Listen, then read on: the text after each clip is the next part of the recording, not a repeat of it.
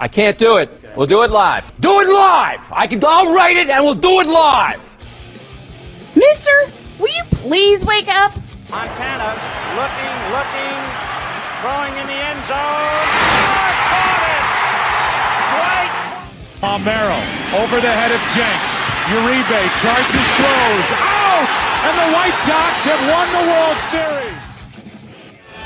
And that'll do it. It's over. The Golden State Warriors return to a familiar place. They're on top of the NBA world. We're down to 2, now to 1. Here's Jordan. Yes! It's all over. The Chicago Bulls. This is Snowman in the Morning. Hey, this promises to be fun. Oh, yeah!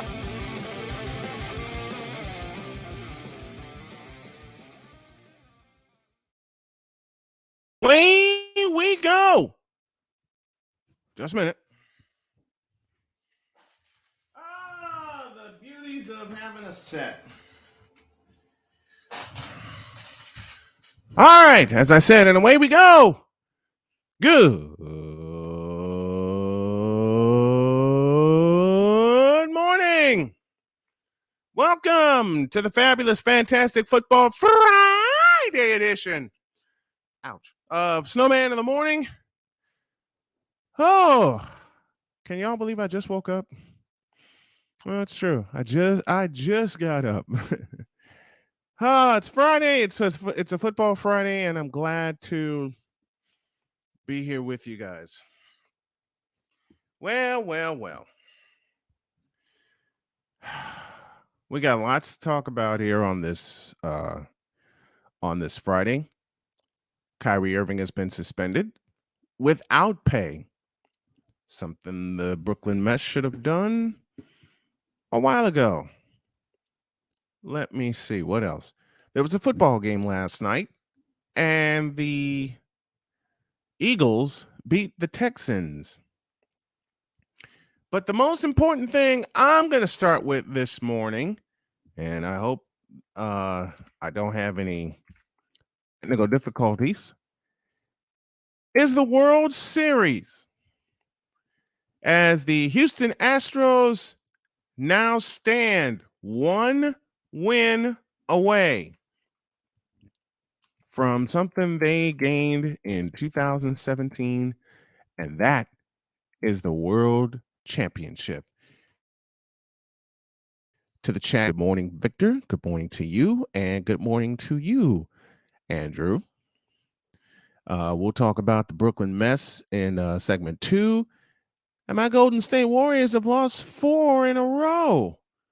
Steve Kerr said it's time we try something different. Yeah, they gotta try something different. But the best part is there's 75 more games to go. 75 more games to go. And with that, I welcome my partner, that man in charge of Call Sports with a Z, the one, the only Cole Johnson. Good morning, my friend. Well, thank you so much. What a wonderful introduction. You did me honor with my intro after I came back from surgery, so I got to make sure my intro is on point for you, and keep everything on point. Yeah. Like I said, we'll get to the mess later, but let's get things started with the World Series, and our Stros have won 1, 2, 3 games now. Yes. The magic number is now 1 to win this for Dusty Baker, and the Astros are one of the teams that I follow. And yeah, I know my partner's in heaven right now, and the Astros got things started thanks to a rookie named Talk to me, Jeremy. Pena.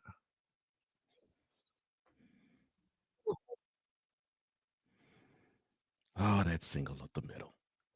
That's Robert Ford on the call from KME. Let's see. He did that. The Phillies tied it with Kyle Schwarber. Yeah. And then Jeremy Pena did this. Top of the 4th, baby. to the left field bleachers, baby.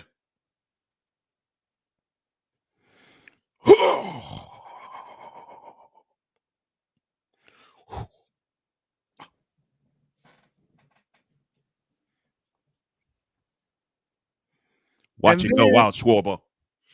and then there's one of my homies, Yordan Alvarez.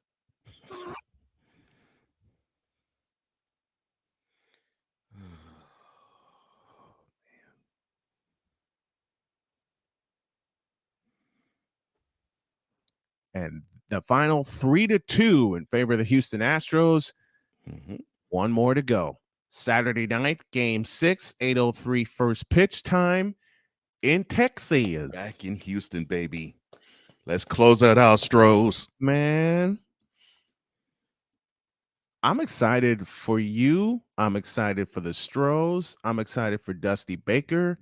And I'm excited to stick it to the people that still think the Astros don't deserve what they're getting. Let me explain something to you, haters, and I'll borrow something from your alter ego. Hey, Stros haters, no chip, no chap, okay? Kia. Listen, the Philadelphia Phillies are going to be around for a long Oh, that's a time. great squad. Yeah, They're going to be around for a long time. that's a great squad. All they need is more arms. They get some more arms to back up Aaron Nola, and they're good. Aaron Nola, they build that pitch staff around They him. build around Nola. They build around Syndergaard. And Syndergaard threw a hell of a game last night. Yeah, be around Syndergaard too. Syndergaard threw a hell of a game last night. I'm glad Syndergaard's away from the Mets. They need to convert him to a closer. I really believe that. Yeah, I believe that. I mean, they need to turn Syndergaard the way Tony La Russa's genius converted Dennis Eckersley. Because that's all perfect pitcher. Because that's the vibe I see with Syndergaard. Yeah, I was like, doggone, he hung 3 innings strong with him, and he has some great stuff. Yeah, they need to convert him to the closer. They need him out of the bullpen. Not that he hasn't been a great starter, because he's a nice starter. Yeah, but at the same time, when you're making this far of a run into the playoffs, you need a closer. And Philadelphia's closer should be Noah Syndergaard.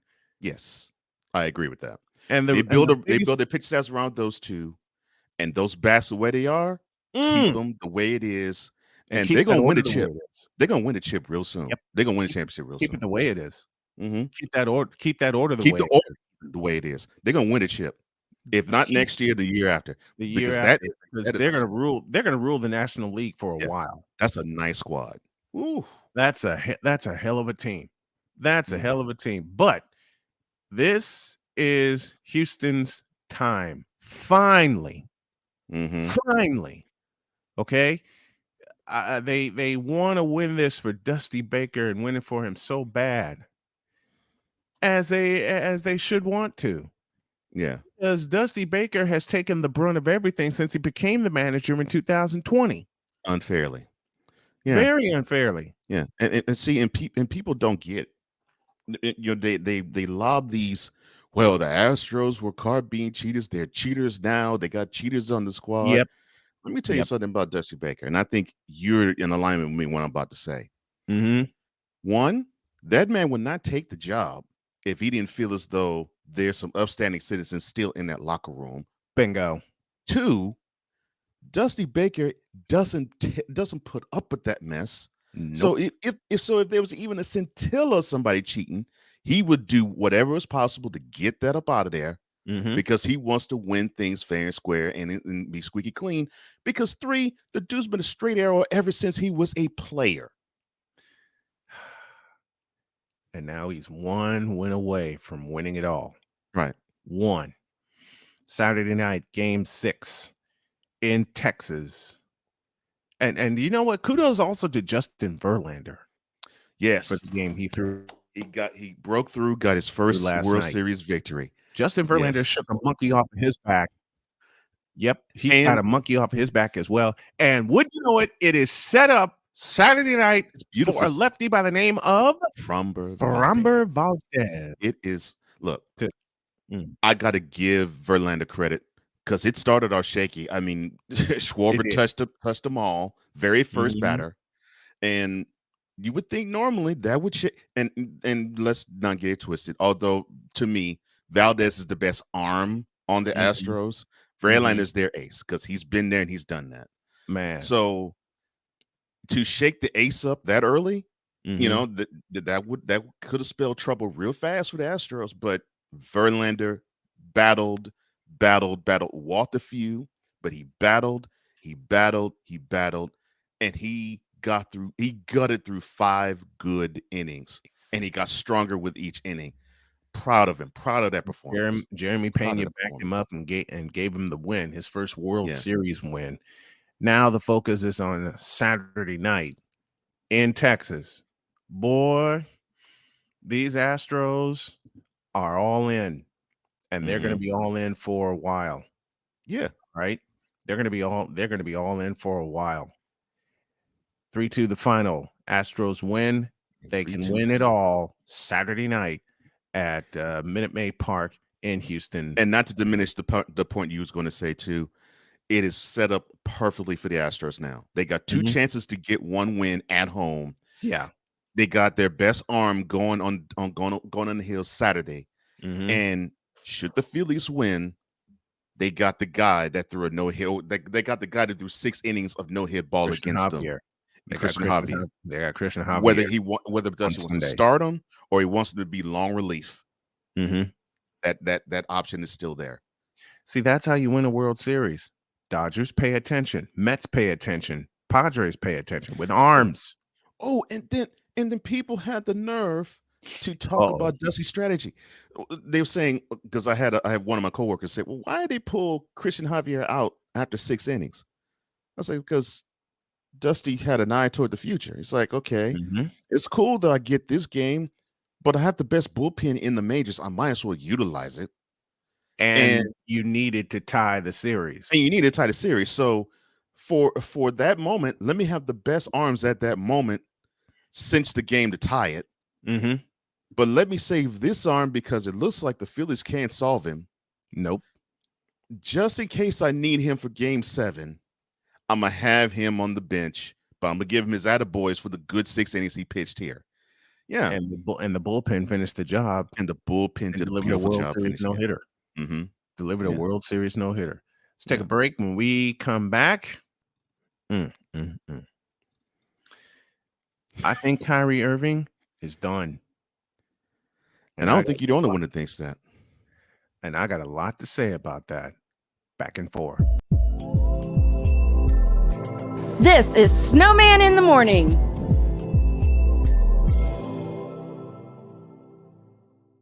Hey everybody, Snowman here. I have a way for you to support our humble little morning show and support your favorite team and or player at the same time. All you have to do is go to officialsitmorn.com/fanatics. That's right, officialsitmorn.com/fanatics. With the NFL on the way, as well as Major League Baseball heading into its playoff stage, you can support your favorite player and or team, and you can also support this morning show, as Fanatics is an affiliate sponsor of Snowman in the Morning with Cole Johnson. Just head on over to officialsitmorn.com/fanatics and you can support your favorite team and or player. Fanatics, where sports fans shop. And when you go there, tell them Snowman sent you. Thanks.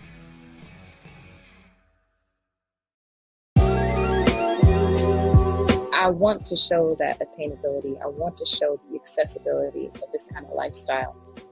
From social media to having conversations with friends and family, you always have to put on face and say face.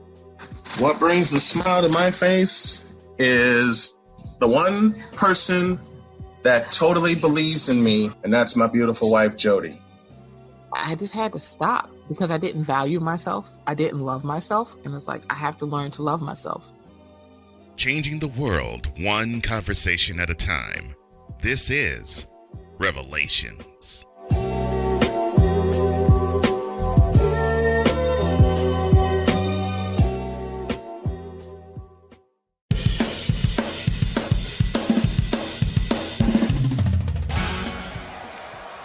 Steph Curry, Tim Anderson, Jordan Alvarez, and it's caught deep Deebo Samuel with the catch. Michael Jordan can sense it. The throw just got the king. BS3 Network. The hottest of hot takes. The coldest of cold, hard facts. This is Snowman in the Morning with Cole Johnson. Weekdays at 8 a.m. Eastern. Check your local listings for your viewing and listening pleasure.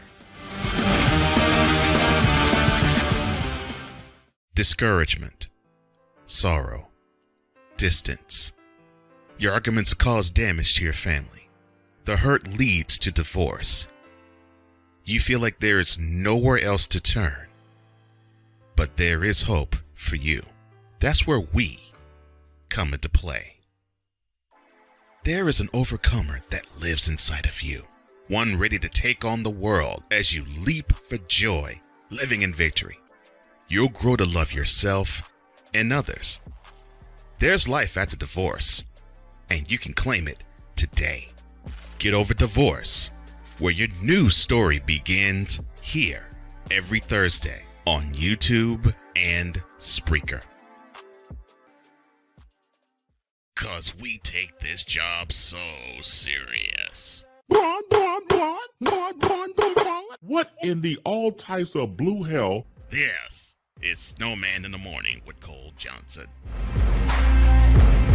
You better believe it. We're presented by SeatGeek, the ticket app that allows you to to find the seats that you want on the resale market. They're scaled from 1 to 10, 10 being the best seat that you'll get. And right now, if you use the code word official SIT more, you'll get $20 off of your first order. Quickly to the Fanatics feedback zone. Victor Locke, as the mess turns, is happening again, and we're going to get to that in a few moments. Oh, yes, we are. Andrew says, good morning. Philadelphia Good Eagles, morning, the Goldberg of the NFL. Yeah, with that win last night, undefeated. Victor Locke, whole sports. I'm pulling for the Stros right now. I think a lot of people are. How's everybody this Friday morning? Sig Diggy, all the way in Norway. We're doing good. And then Rod West decides to have fun and says this.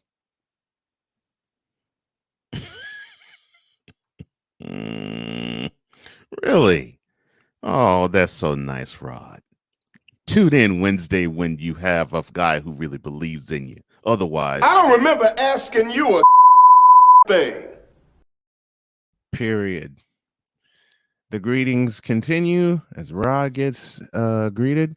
I want the Astros to remain tempered. Don't let your eagerness be a hindrance. Ooh. Their experience will not let them be so high. And the fact that they have been at this stage and they've actually lost it.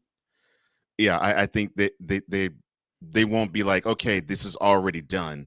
We already have the chip. I don't think they have that feeling. Sig Diggy says, Dusty Baker's stand-up guy and upright man. He doesn't take any mess, man. That's the truth.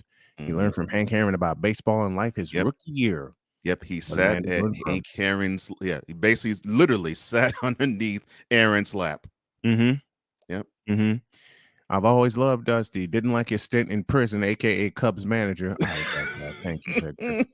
Because it was prison.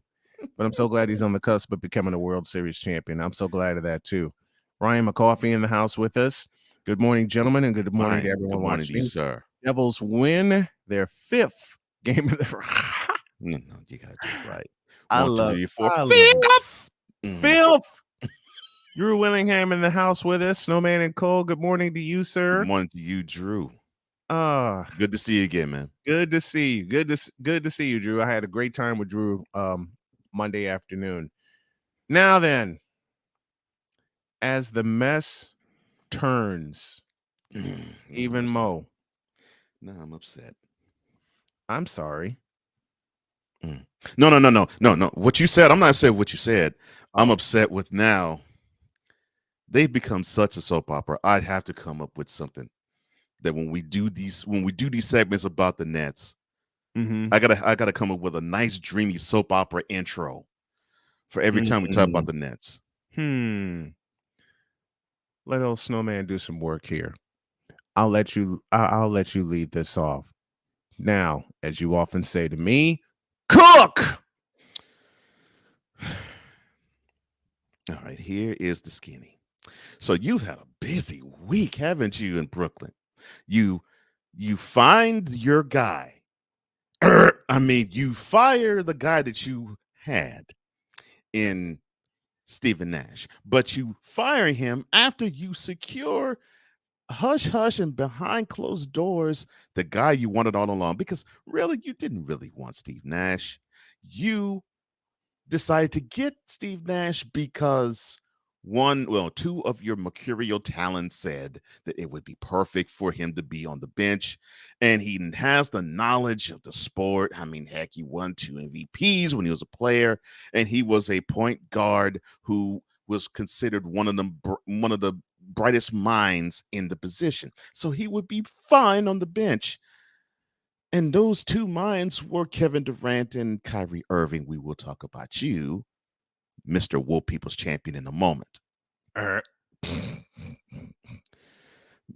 Definitely, you are a rebel without a cause now. So, so you now. This is for you. Days of Our Lives. Perfect. So now you secure Ime Sunday Udoka.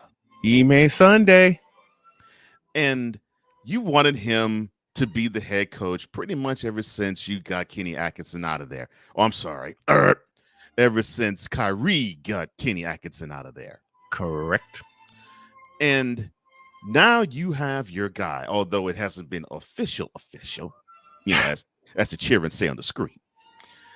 You got the guy. So you have all of this, and now you have a guy who simply cannot understand what anti-Semitism means, or being a teammate, or playing as one of a unit, or being as one with the unit, because he believes he's the whole unit, and that is one Kyrie Irving, the guy who is the Woke People's Champion. The guy who is Uncle AWOL. What? And the guy who is now a rebel without a cause, because you, sir, decide to put up some footage of a film that basically talks about how the Jewish community has oppressed severely the Black culture. I know my partners heard this time immemorial, simply because I don't even have to go further than saying the Nation of Islam and their headquarters. That's all you have to say, my man. Now, we've heard this all our lives, because Brian is only 9 months older than me. We've heard this all our lives. Mm-hmm. So we're talking way back into the late 70s, early 80s. And now we have this trope coming yet again. And again, and again. And yes, I will mention one of the hallmarks of the Nation of Islam, the guy who has led the unit for the last 40 years, the one Honorable Minister Louis Farrakhan, who he would say certain things about the Jewish community and the Jewish faith. And the word that was said about him was that he was being, quote, an anti-Semite, close quote. So this anti-Semitism thing is not a new thing. In fact, it's a very old thing that's now getting a revamp because of one Kanye Omari West. Oh, another Chicagoan. That's gone crazy. That's gone crazy. And another who has gone crazy, who's not from the Chi, but he's definitely from New York. And that would be Kyrie Irving, who believes that he is the smartest person in every room he walks in. And wants people to know that he didn't apologize. Right. Even though late last night he did. Oh, no. Yeah. No, yeah. He wanted to let people know he didn't apologize, yet he did. Wanted to let people know that he's firmly ensconced in the stance that he put forth in having what caused these anti-Semite labels thrown upon him. Yet he took the post down. You see this walking contradiction that we're talking about here, and which is what you've said all along about him. Yes, we both have. Yeah, and it all sets up beautifully because Mr. Kyrie Irving is his own planet, and he damages everything that is around his orbit. And to think he said once upon a time, I think it was 2 years ago, that he's worth $1 billion. Child, please. Well, Mr. Irving, yes, he did say that. Well, Mr. Irving, and you being worth $1 billion, Bitch, please. If you were worth $1 billion, guess where you would not be? Summarily dismissed by your team. You would have found a way, and they would have helped you find a way to navigate past these murky waters that you put yourself in, not anybody else. You put yourself in. But I've always said that you've had one eye on the court and the other eye for the exit, because you really do not want to be a basketball player. You don't want to be a basketball player. You don't want to be committed to a basketball team. We have seen this time and time and time again. You didn't want to really be fully committed to the Cavs because you laid that at the feet of number 6 of the Lakers. You didn't want to be part of the Celtics because the team was too young, and you felt in your mind the organization and in the front office was too disorganized. But basically, they just simply wasn't for your junk. And now you you're on a team that actually fell for your junk, and they're tired of you. They're tired of your act. They're tired of your presence. They're tired of the fact that you sold them the bill of goods that you were a point guard, but in fact, you were a point dog. How is it that you were supposed to be one of the best players in the league, and you firmly are a basketball player, when you don't want to play on the court, when you could give a crap about your teammates, when you only are focused on yourself? What's that last part again? When you are only focused on yourself. So now, my concluding words before I pass this on to my partner is simple. Become the civil rights leader that you want to be, that you fashion yourself to be, that you fancy yourself of being, because you are, my sir, about to say bye-bye to being a basketball player and walk away from the one thing you really are good at, but you find a way to screw that up too. Kyrie Irving, you've been a screw-up since Duke University, when you only played a grand whopping total of 11 games under the best coach you've ever had in your life. And his name, Mike Krzyzewski, a Chicagoan. Can't do better than that. A Chicagoan. Now, I know I'm partial to Dean Smith, but hey, greatness is greatness. And greatness is named Mike Krzyzewski. Word up. And you left after 11 games, and Mike Krzyzewski shook your hand and in his mind said, get the hell out and don't let the door hit you in the ass on the way out. Now, I'm going to deal with some Irvingologists because they seem to think on the side of that's BS that Kyrie got suspended. When the announcement came down that Kyrie was suspended for 5 games, I jumped on it and said, should be for the remainder of the season and then release him when the suspension ends. At least 5 games. At least 5 games. My buddy Chris Wood said only 5 games. The Nets are such an embarrassment. It's not even funny anymore. Then words spoken right there. Then the Irvingologists who have been smoking high on the heart. Muhammad Rasul Elijah Inji. Oh, good Lord. Oh, I'm calling people out. Assalamu alaikum. Since people want to call me out for my sports takes and what I'm doing with my life, I'm calling them out. He said, open it, quote, I'm confused. What exactly did he say? And was it that bad he should be suspended the entire season?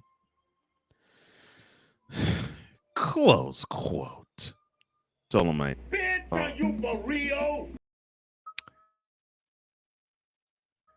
There, Corey Bisher said, quote, and I want y'all to listen to this very carefully. Oh, Lord. What? He ain't a slave. You say he should be suspended for what? Posting a movie that everyone should watch? He ain't even saying nothing. But he got suspended by an owner that supports genocide? Yep, y'all will never get anywhere. Yes, master, I will shut up now. And I'm reading this verbatim. Of course. And wonder why black folks get disrespected the way they do. Because y'all cool with it. SMH, so sad. Close quote. Cocaine's a hell of a drug. Come on. This is proof right here. Fools are so woke that you just have permanent insomnia. Oh my gosh. You idiot. So I responded. Y'all will never get anywhere. Oh, we're further than you are, my friend, because we actually read, because we actually think. And my response is dereliction to duty and breach of contract. How about that? Where's the lie? Where's the lie? I will say this again. Please say it again. I will say this again. So he asked me, what did he do? How about dereliction to duty and breach of contract? Now you woke fools and you black Israelites, find a lie to that. Corey Bisher responds again.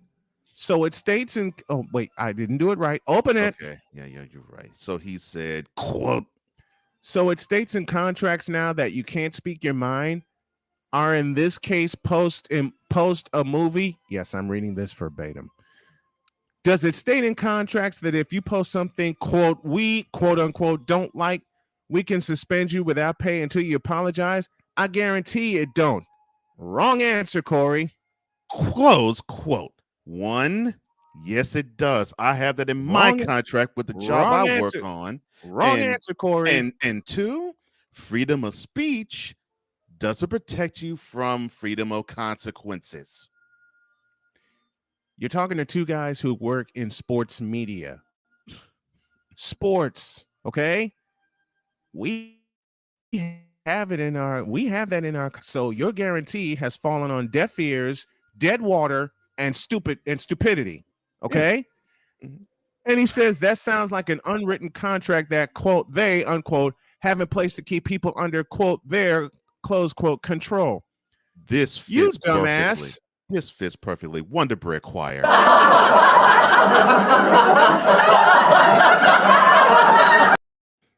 I hope that's the most vanilla of laughs ever. Gosh, I don't believe this crap. You just don't get it. I have a clause in my contract which says if they find something that I put on social media to be injurious to any community, that I gotta take it down. And if I don't, guess what I receive? A pink slip. I have the same terms. I have the exact same terms. And you're talking about a guy that's a CEO of his own company, but at the same time, I am a freelancer, and freelancers have contracts. Yes, they do. My job stressed is at least 3 times a year. Be careful what you put on social media. So I'm responding back as we go. You just don't get it at all. I've been in sports for 30 years, and they do have it in their contracts, and it's spelled out to the letter. Oh my gosh. You know, I hate to bring this up, and I hate to sound the way that I'm going to sound, but I am going to speak the truth. Please do. And it goes like this. You want to trick black people? Put something in a book. Doggone, I wish I was in studio. I would give you high five right now. Oh, you're going to be in studio with me soon. I would give you a high five right now for that statement you just said. You want to trick woke black people? Put it in a book. In the immortal words of one Howie Rose. Mm-hmm. And to think Cole and I get made fun of on almost a daily basis because we sound white, because we sound the way that we sound, because we actually read, because we actually listen, because we actually spell, and we actually read contracts. Yeah, and we actually love the language in which we speak. And yes, that is, I'm sure that is in every NBA player's contract too. I guarantee, with the advent of social media, I guarantee it is. Otherwise, why would the Nets suspend him? And why would the Nets cut him loose? Because I guarantee you, after that at least 5-game suspension runs out, hit the road, Jack, and don't you come back no more. And I believe that's what the Nets want. Mm-hmm. They should. You know what? One of my favorites is Michael K. And you know what I'm going to say. Mm-hmm. Yes, I do. If I were Joe Tsai, I'd release his ass today. So I said on this that Muhammad said. Yeah. And he said that the owner governor of the Nets practice genocide. Really? He went there. He went all the way there. Okay, so let me see and all I can ask is why. Okay, well, let me see the nationality of Josiah is Chinese. Mm-hmm. So you mean to tell me that Mr. Tsai is responsible for killing Chinese people? Is that what you're saying? And also responsible for killing Canadians too, because he's also from Canada. Figure that out. Really? Before I close up shop here, can we get the Wonder Bread choir one more time? Oh yes, without question, you're gonna get them again, without question.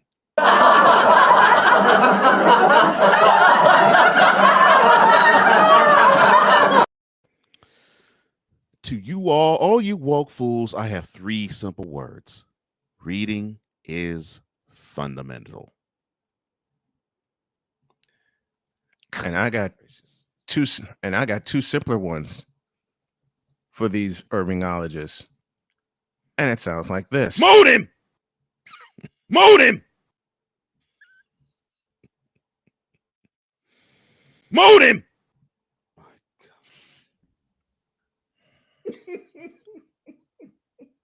Just when I think they can't get. When I sent you that last night, when I sent you that exchange last night, I knew A, you would get a kick out of it. Oh my gosh. And B, your brain would think the same way mine does. Yeah, of course. Just when you think they won't get any funnier. Oh my god. Just when you think they won't get any more woke. Yeah, like I said, they're so woke, they're permanently in insomnia. I mean, they just like this 24/7. Mm-hmm. And when you are under insomnia, your brain doesn't function normally because it's not getting the proper rest. It's a lot of bronzexuals, I know. Now, there was a football game last night. Yeah, let's celebrate that. Let's celebrate that with this.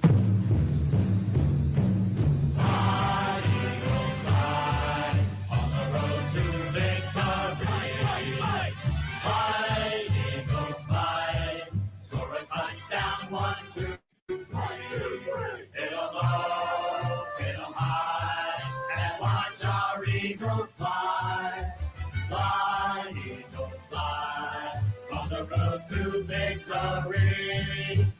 E-A-T-L-E-S, Eagles! Chief Eagles Sam Shady from the Shady Sports Network joins us. And good morning, man. And as a Texans fan, let me congratulate your Eagles for an outstanding all-around effort last night. 29-17 victory over the Texans in Houston last night. Wonderful job, definitely by the defense. Yep. What stood out to you?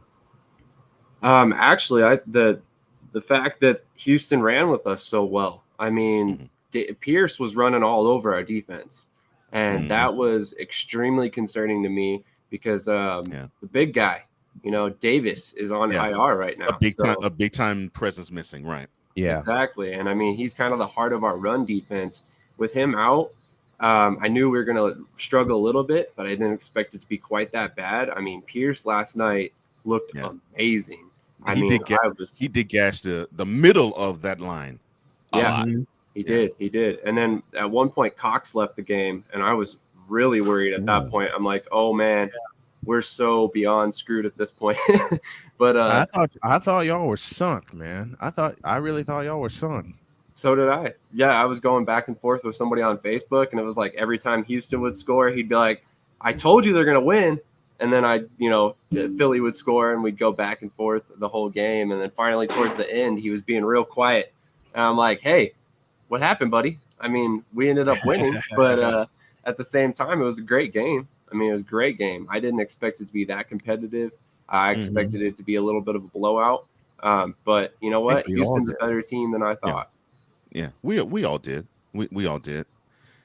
I was talking to a friend of mine early this morning. He was saying that he thinks that Lovie Smith has given other teams the playbook on how to defend Jalen Hurts. What are your thoughts on that? I would agree. Because he was able to keep him contained most of the game. You didn't see a lot of running from Hurts. He had several sacks.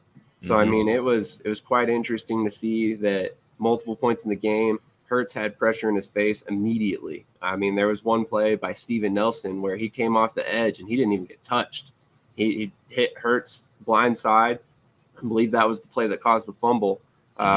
So it's one of those things where we've still got a lot of issues to correct going forward, even though we're 8-0.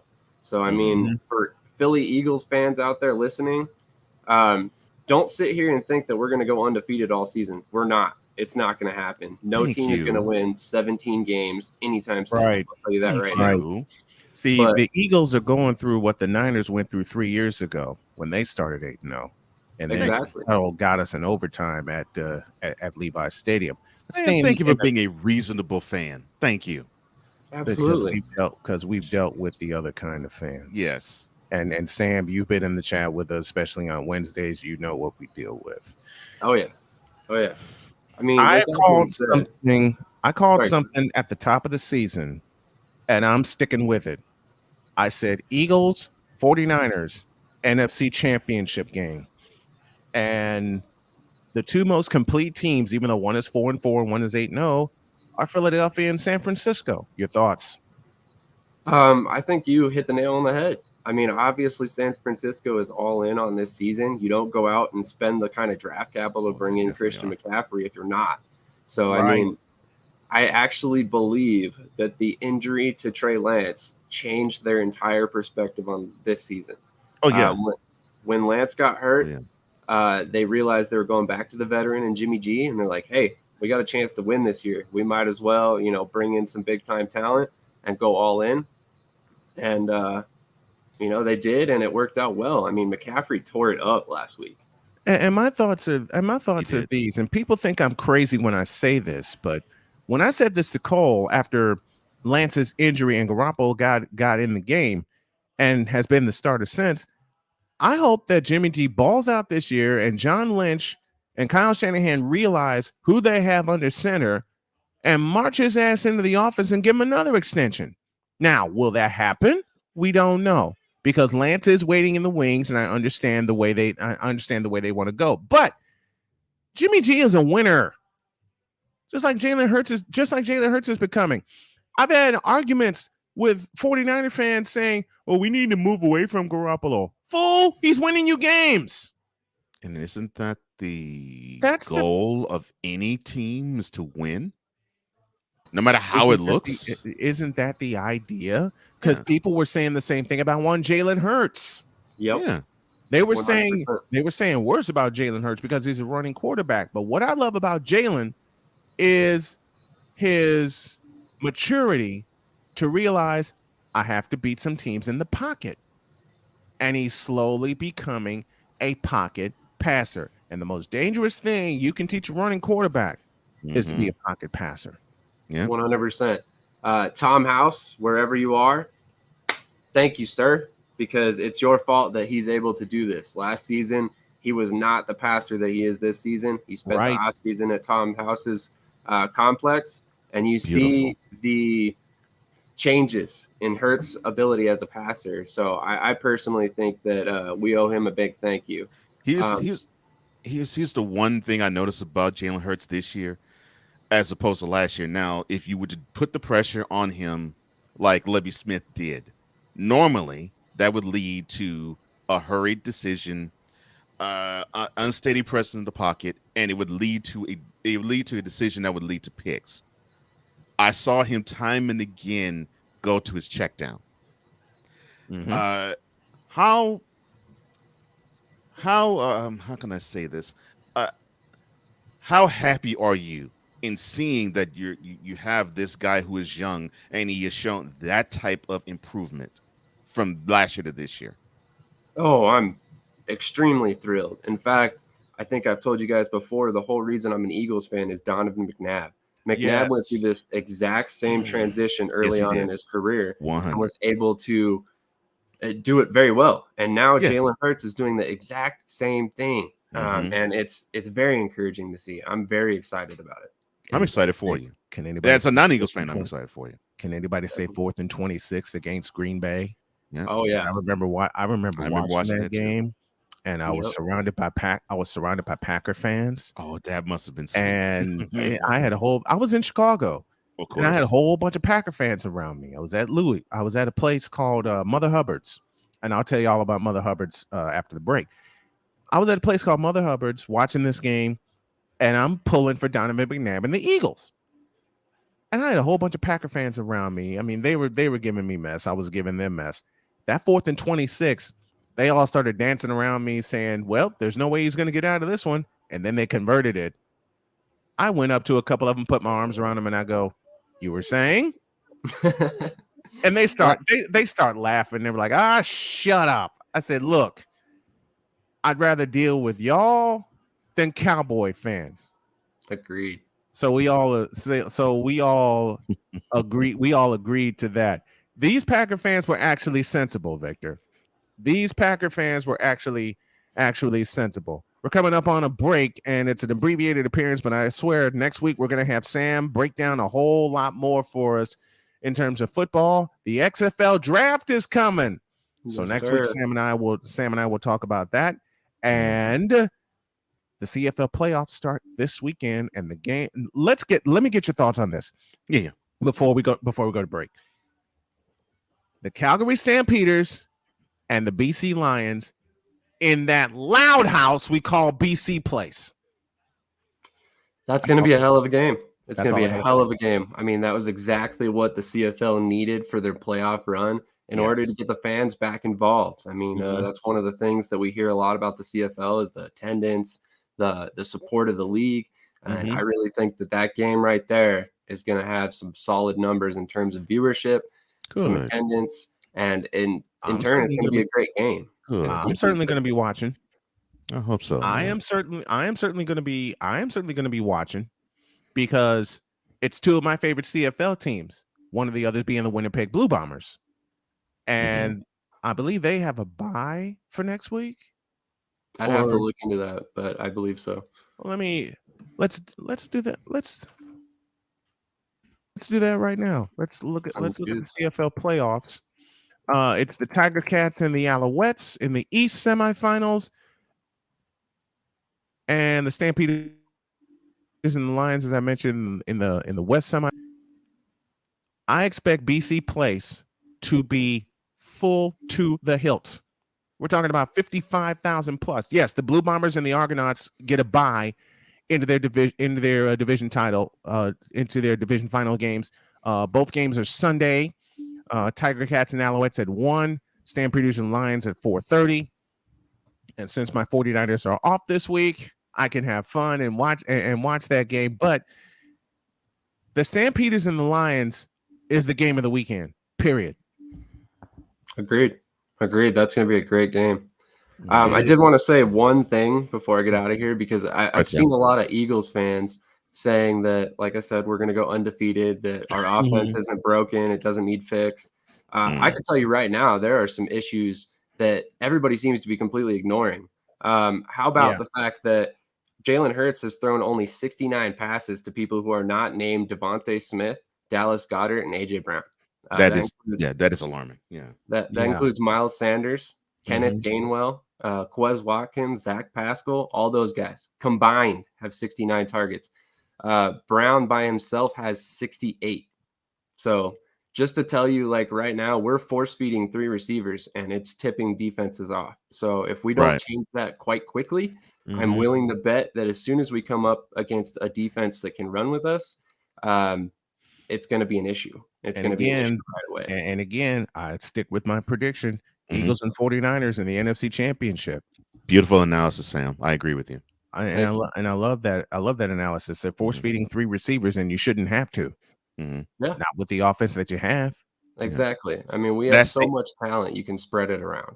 That's the exact problem I have with Baltimore and Lamar Jackson. I think he force feeds Mark Andrews too much. Yep, exactly. You guys have been in my head far too long, and I love it because that's you spread out an offense. You spread an offense. You do what BC's going to do to Calgary. All right, you do what BC's going to do to Calgary, and that spread everybody out, especially with Nathan Rourke back in the center. That's Sam Shady, and it's the Friday Shady Football Report, talking Eagles, talking BC Lions, and next week we hit the XFL. Yes, sir. I can't coming up fast. XFL 2023. Oh yes, man! All right.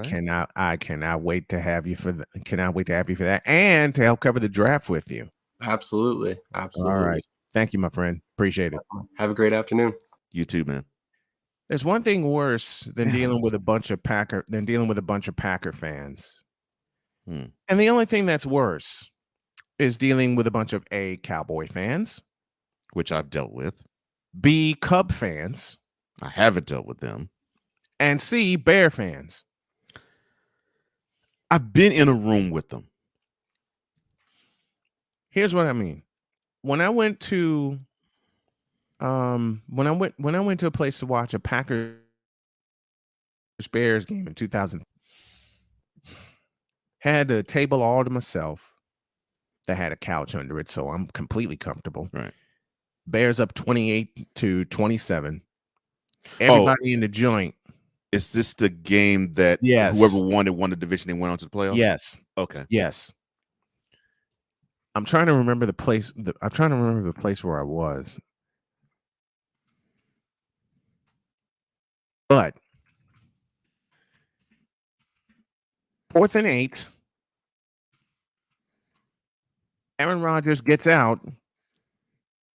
And the next thing you know, Randall Cobb was wide open. Oh my gosh, yeah. Do you know how many times I got called a traitor that night? I said, look, the Packers have Aaron Rodgers. You have Jay Cutler.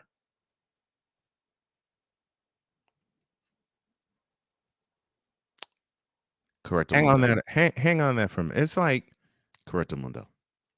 You had Jay Cutler.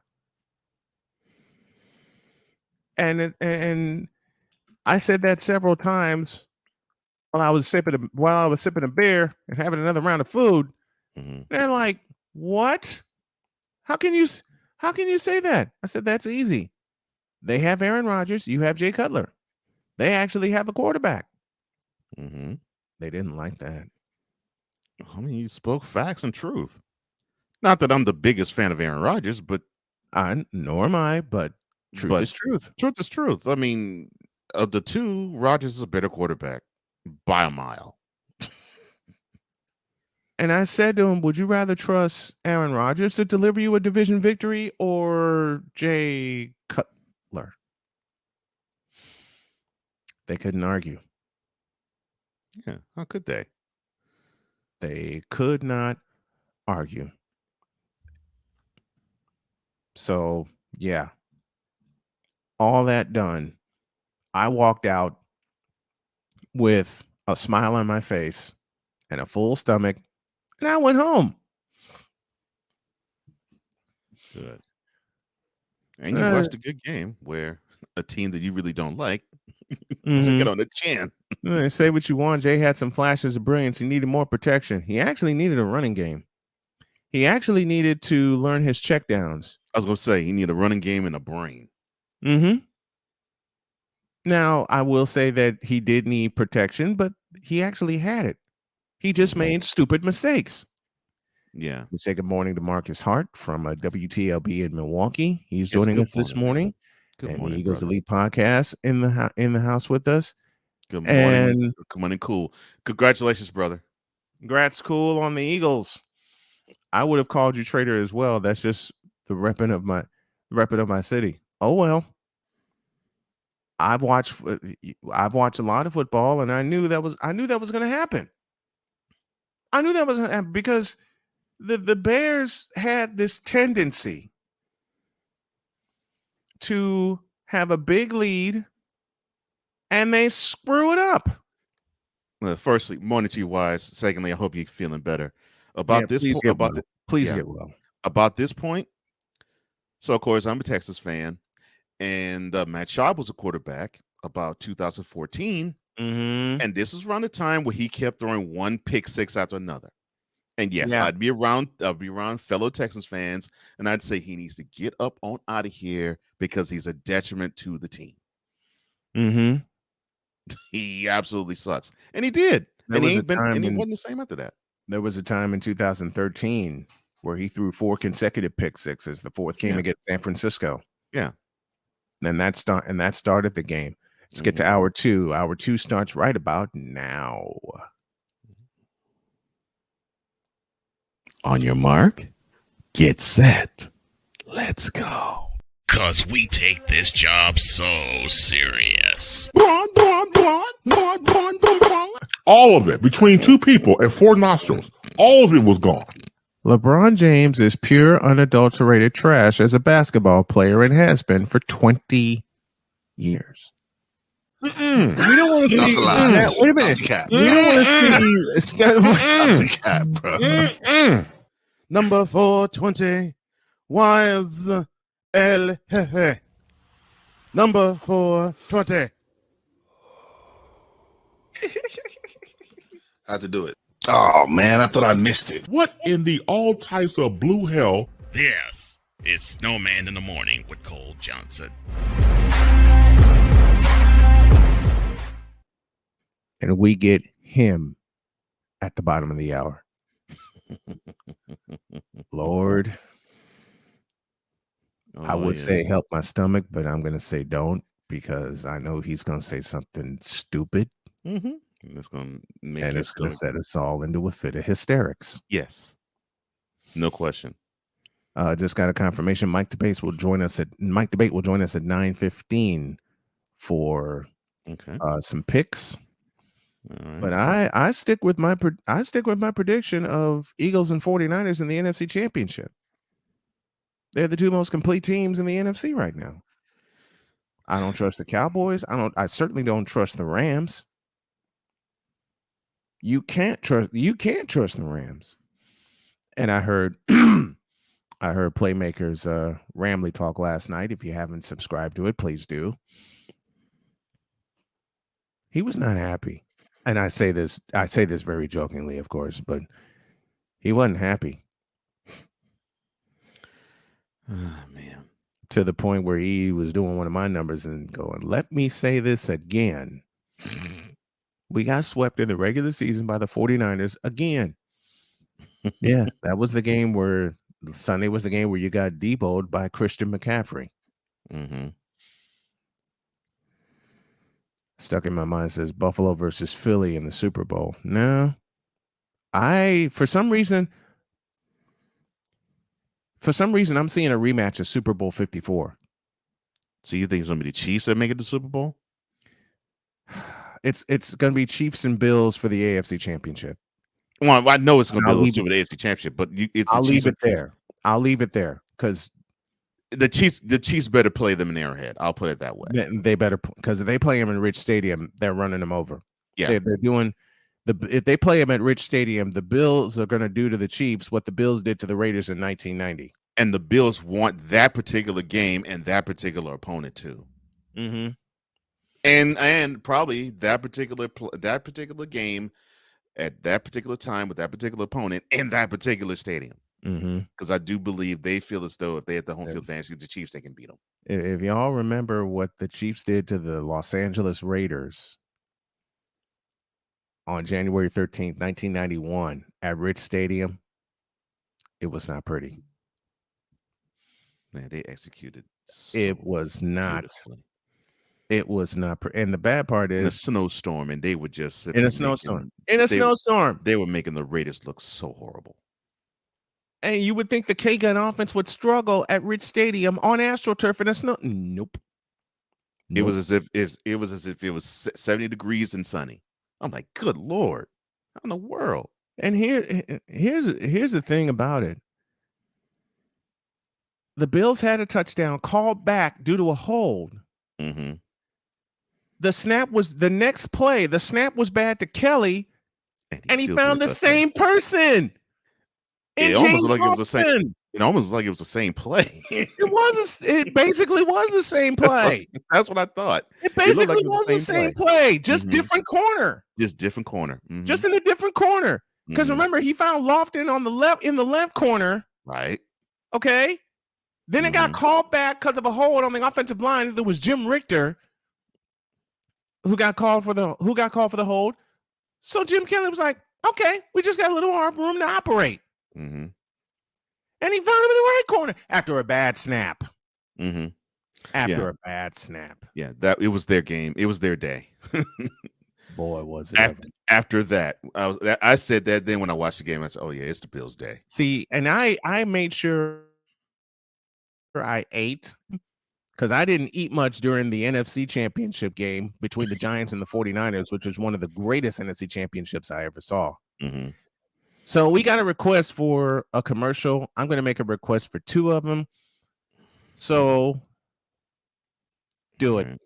Okay. Snowman in the Morning with Cole Johnson is brought to you by Penis Water for the ebbs and flows of life. Trust Penis 15 Water. I showed my wife that. Mm-hmm.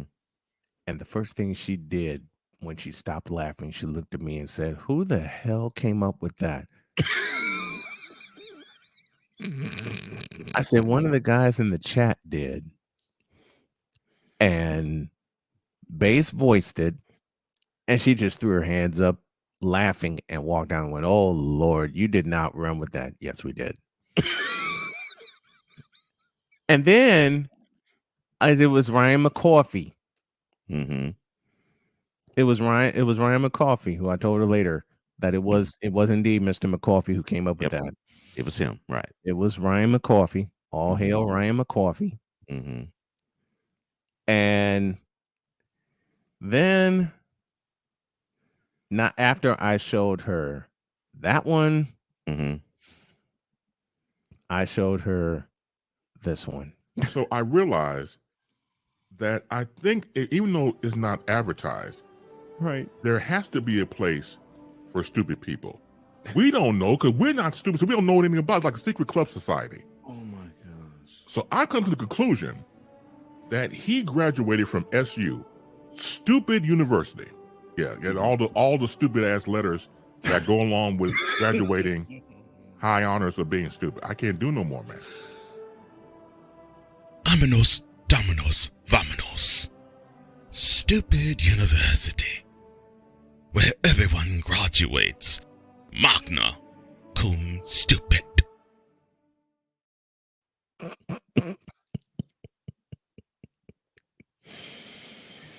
Here's Ben Sutter, the man in charge of the BS3 network, before we lose ourselves in a fit of laughter. What's up, Ben? Hey, brother. What's up? Enjoying those 2 commercials. Thank you, Ben. Thank you, Ben. Listen, Ben, you already know when Base says something, it turns into gold, and then Cole turns it into a commercial after I record the audio spot. Yes, gold turns into gold. Gold turns into gold, and then with base gold turns into platinum.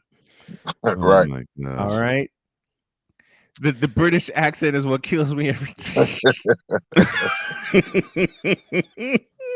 Thank you. And then he took a popular phrase that Chris says on this program a lot and extended it.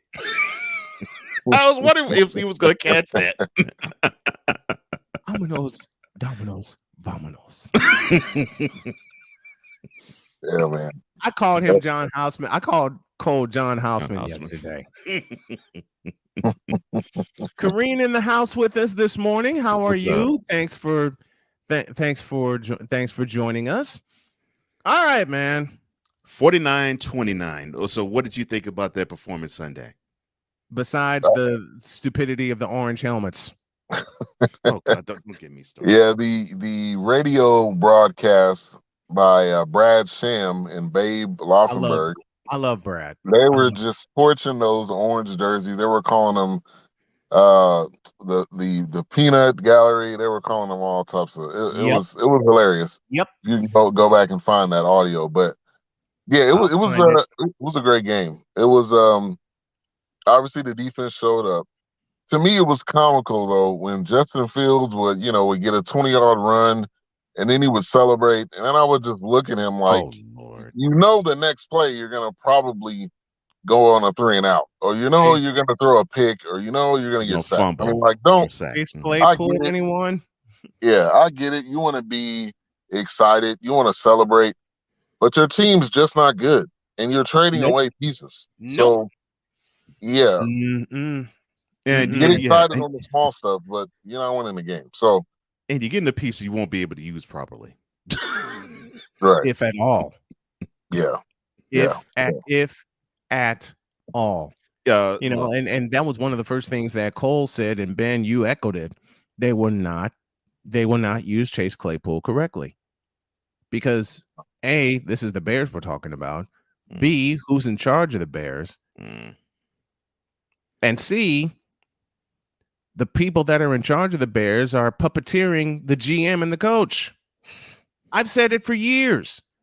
That's why they did the dumbest thing of letting go of Lovie Smith, because the people in charge thought, okay, well, he's on the downslide. We need to get rid of him. You dumbasses.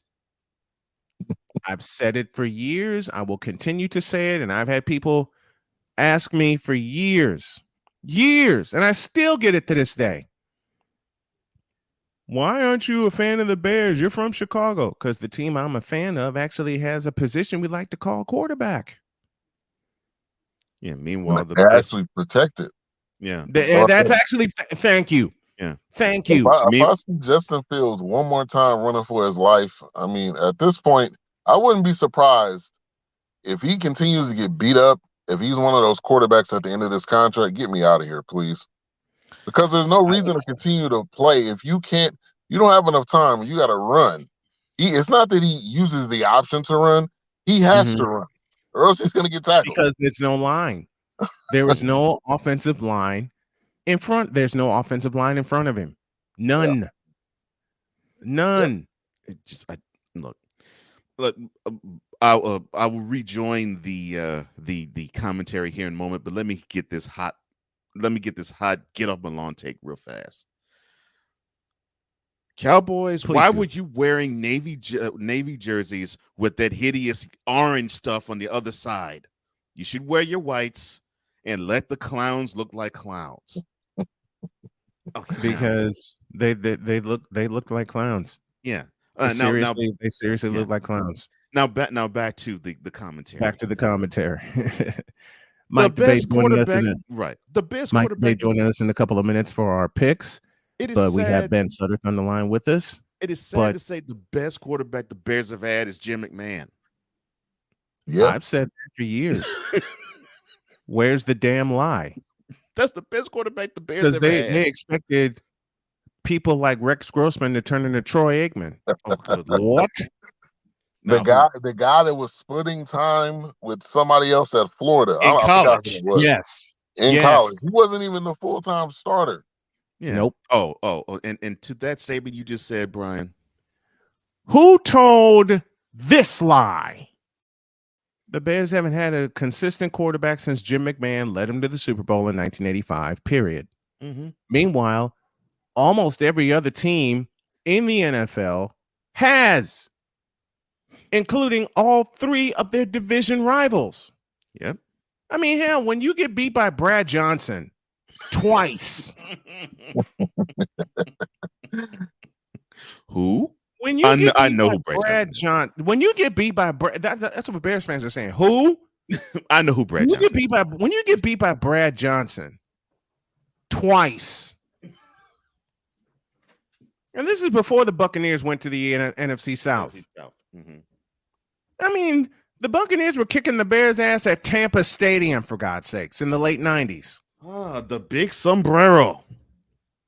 Which had more golden sombreros than you can shake a stick at. Okay? I love listening to Brad Sham call Cowboys games. He's been there a very long time. In fact, Brad Sham took over when Vern Lundquist left in 1984 for CBS. Yeah, I'm about to say. Yeah. He probably was the very next guy after Vern Lundquist. I was about to say. Yep. That. Okay. Vern Lundquist was the voice for a long time for the Cowboys. Yeah, he was. Then Brad Sham took over after Vern Lundquist went to CBS full time. Mm-hmm. I can only imagine them tearing those orange jerseys up and burn the orange helmets too. Goodness gracious. See, I have problems with my eyes due to my surgery. Those orange helmets, to say that they made my eyes hurt is an understatement. I walked in the family room and my wife had just switched the game on. We both looked at each other and went, "What the hell are those?" But I saw the unveiling of it before the game they played yesterday Sunday, and I said, "Oh my gosh!" And I already knew they had the hideous orange jerseys. I'm like, "Oh my gosh!" It was like a bunch of Fanta sodas running around. And this was not the first time. And this is not the first time the Bears have worn that hideous combination of orange jerseys and orange helmets. Yeah, remember that Washington Redskins. Yeah, mm-hmm. You remember that debacle of a Thursday night affair? Yeah, that's when they unveiled that look. And I'm like, so they decided to do an encore Dallas. I'm still wondering why I'm still wondering why they did that. Good Lord. Those orange helmets and that orange combination needs to be burned in hell. It needs to go back to hell. That was horrible. I sound like Chris Basin. I've yet to cut that piece, but I will. It needs to go back to hell. Oh, I've thought about period. Oh, you beat me to it?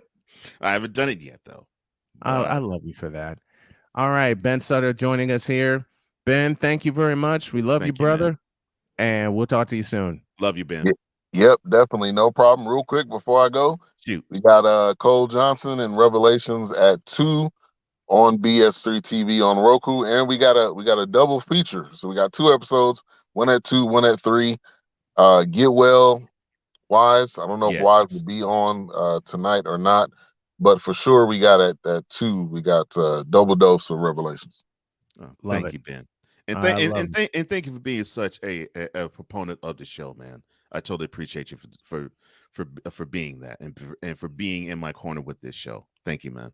Yes, thank you. Thank you for being in my corner with. I thank you for being in my corner with my show and with one that I have in development. I love you, man. Thank you so much for the platform. Yeah, no problem. Now, let's welcome Mike Debate back as we get ready to do some picks. Good morning, Mike. Good morning, Brian. Good morning, Cole. Always an honor, always a pleasure. Missed you guys these last couple of weeks. Definitely glad to be back here on a Friday. Glad to have you back. We're going to get right into it because there are some dog games this week. And the first one I'm looking at, the Seahawks and the Cardinals. Arizona favored by 2. Our spreads are powered by Caesar Sportsbook. Why is Arizona favored in this game, Mike? Your guess is as good as mine. I mean, look, you look at Seattle, first place in the NFC West. They're doing a pretty good job on offensive balance on both sides of the ball. You've got, the defense is playing well. I guess Arizona's offense, you look at it and you say, okay, well, they can present some problems, and their defense, just to me, I don't know, does not warrant them being favored in this game. I think this has the chance to go high scoring just because it's in Arizona and because of the way these two teams know each other. But at the same time, my guess is as good as yours. I have no idea why Arizona's favored in this one. I'm going with Seattle, and I'm taking the points. Although this could actually come down to a game of kickers. Anybody remember what happened a few years ago in Arizona?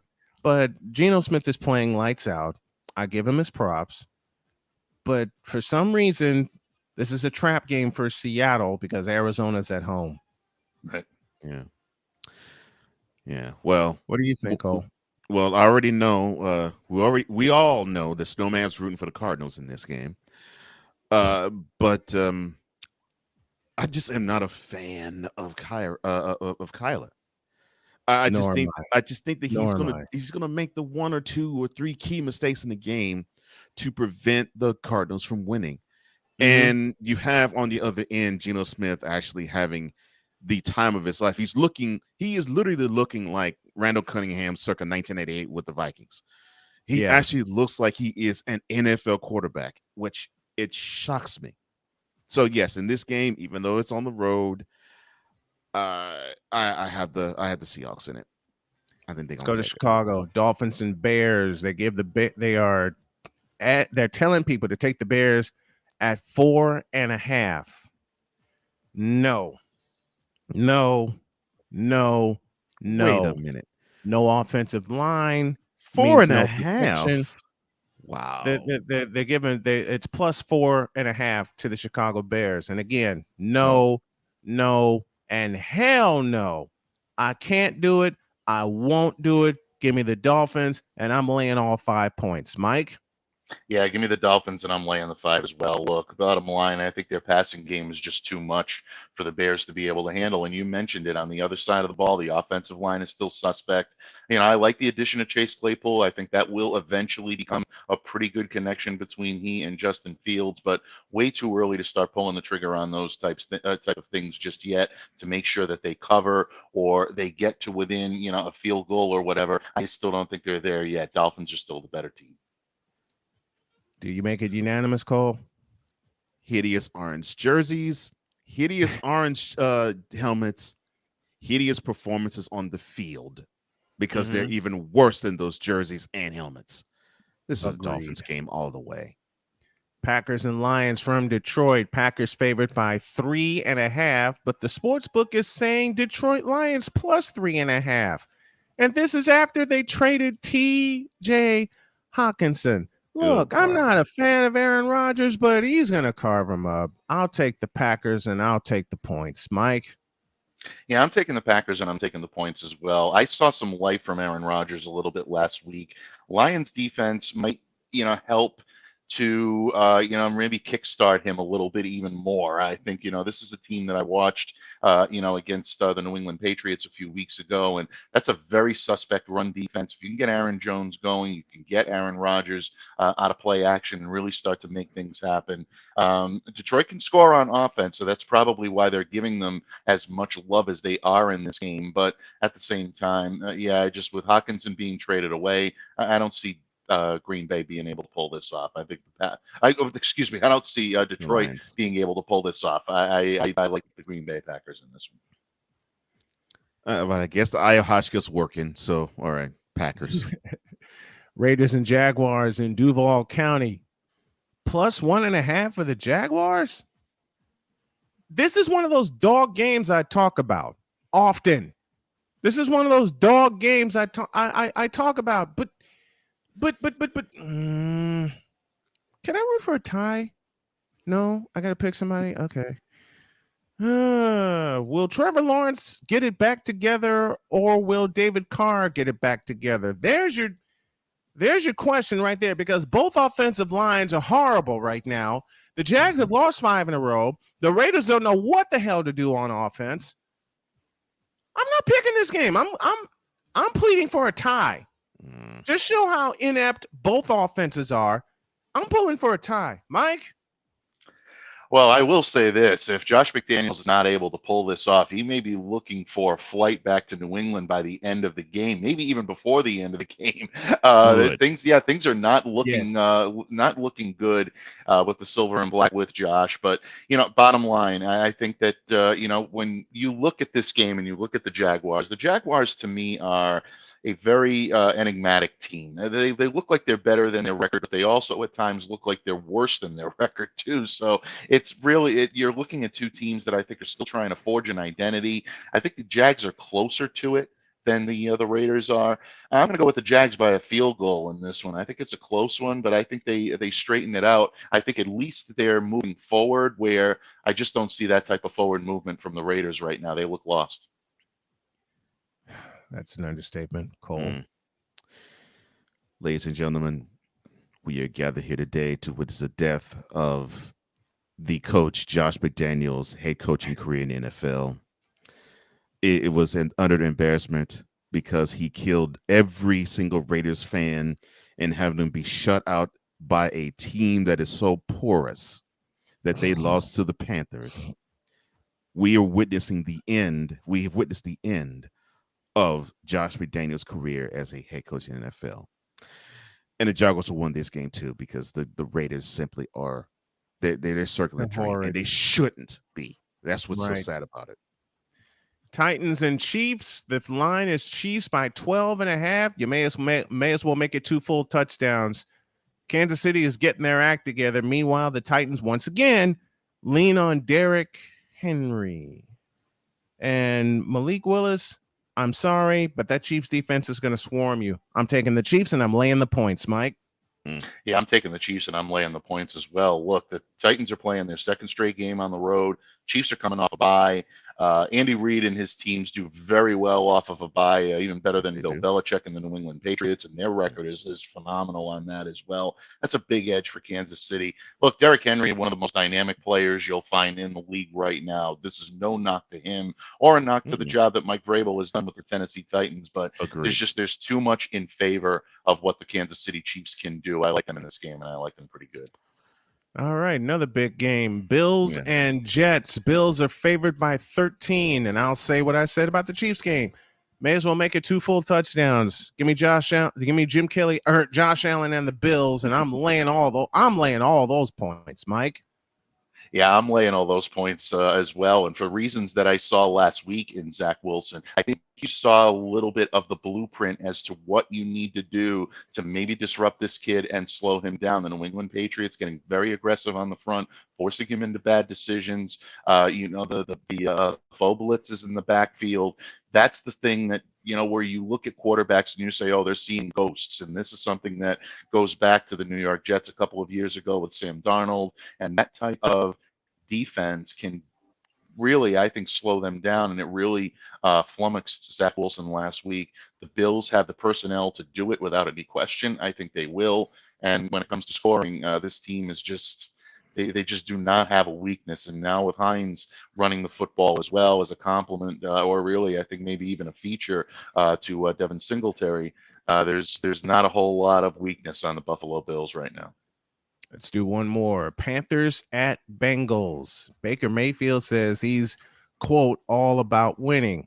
Well, it ain't going to be this Sunday because the Bengals are going to torture the Carolina Panthers. Thank you. And you got the exact song I was looking at. They're going to torture the Panthers. They're only giving the Bengals 7 points. You may as well double that. I'm picking the Bengals and I'm laying the points, Mike. Yeah, I'm picking the Bengals and I'm laying the points as well. Look, bottom line, Joe Burrow is not happy, and the Bengals are not happy about their performance against the Cleveland Browns last Monday. But bottom line, this offensive line of the Bengals needs to pick it up. I think they will pick it up. The Panthers, again, playing consecutive road games. That's definitely a bad thing for them.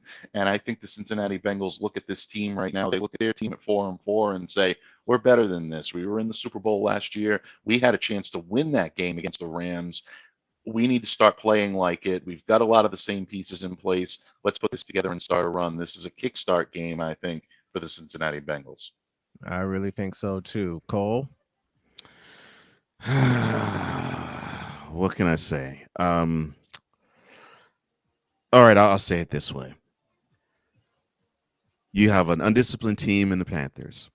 You have a team that I think has sort of I think they found their way the last home game they played against the Panthers' rival Falcons, but I think they didn't know what to do when they went to Cleveland because they played without Jamar Chase. I think they find a way to win this one. It's going to be a little scrappier than they would like, but it's an old saying that I heard a color guy say one time when it was a team that was just so inferior. Carolina Panthers, you just simply don't have the horses. This is all you Bengals. just simply don't have the will. Yeah. And let me borrow from Vincent. Let me borrow from Vince McMahon on an episode of SmackDown. Carolina, you just simply don't have the grapefruits. And that will be that. That's our picks. The odds are presented by Caesars Sportsbook. And my buddy Mike Debate joins us. Missed you the last couple of weeks, brother. We love you. Thanks for coming on. We'll do it again next week. Thank you, Mike. Absolutely. Definitely looking forward to being back again next week. Next week, New England's on the bye. I'm all yours. And thanks so much for always having me on. You guys have a great week. Beautiful. You too, man. Thank you, Mike. Thank you so much. And I agree with you too, Cole. PJ Walker. Enough said. That's enough. That's enough. Let's take a quick break before you know who gets here. Yes, sir. Because when we take a break, and in 4 minutes, when we come back, we don't even have to tell you. We're into the boom shakalaka. Back in a flash. This is Snowman in the Morning.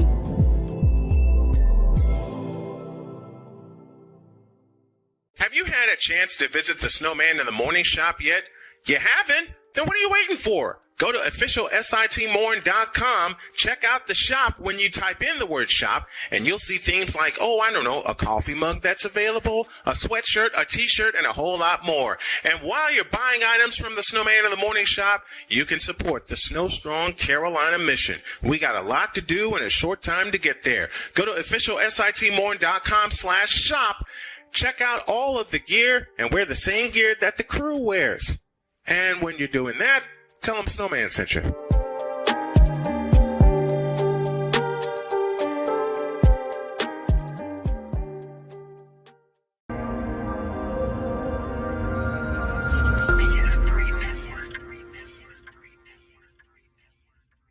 BS3 Network. Changing the way you watch TV.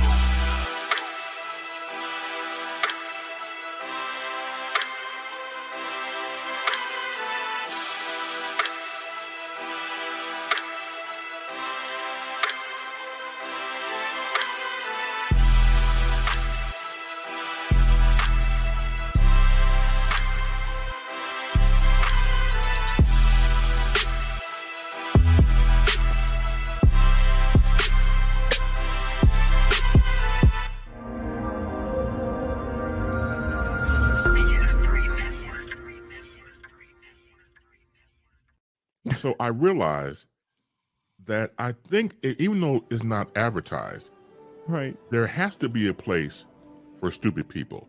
We don't know because we're not stupid, so we don't know anything about it. It's like a secret club society. Oh my gosh. So I come to the conclusion that he graduated from SU, stupid university.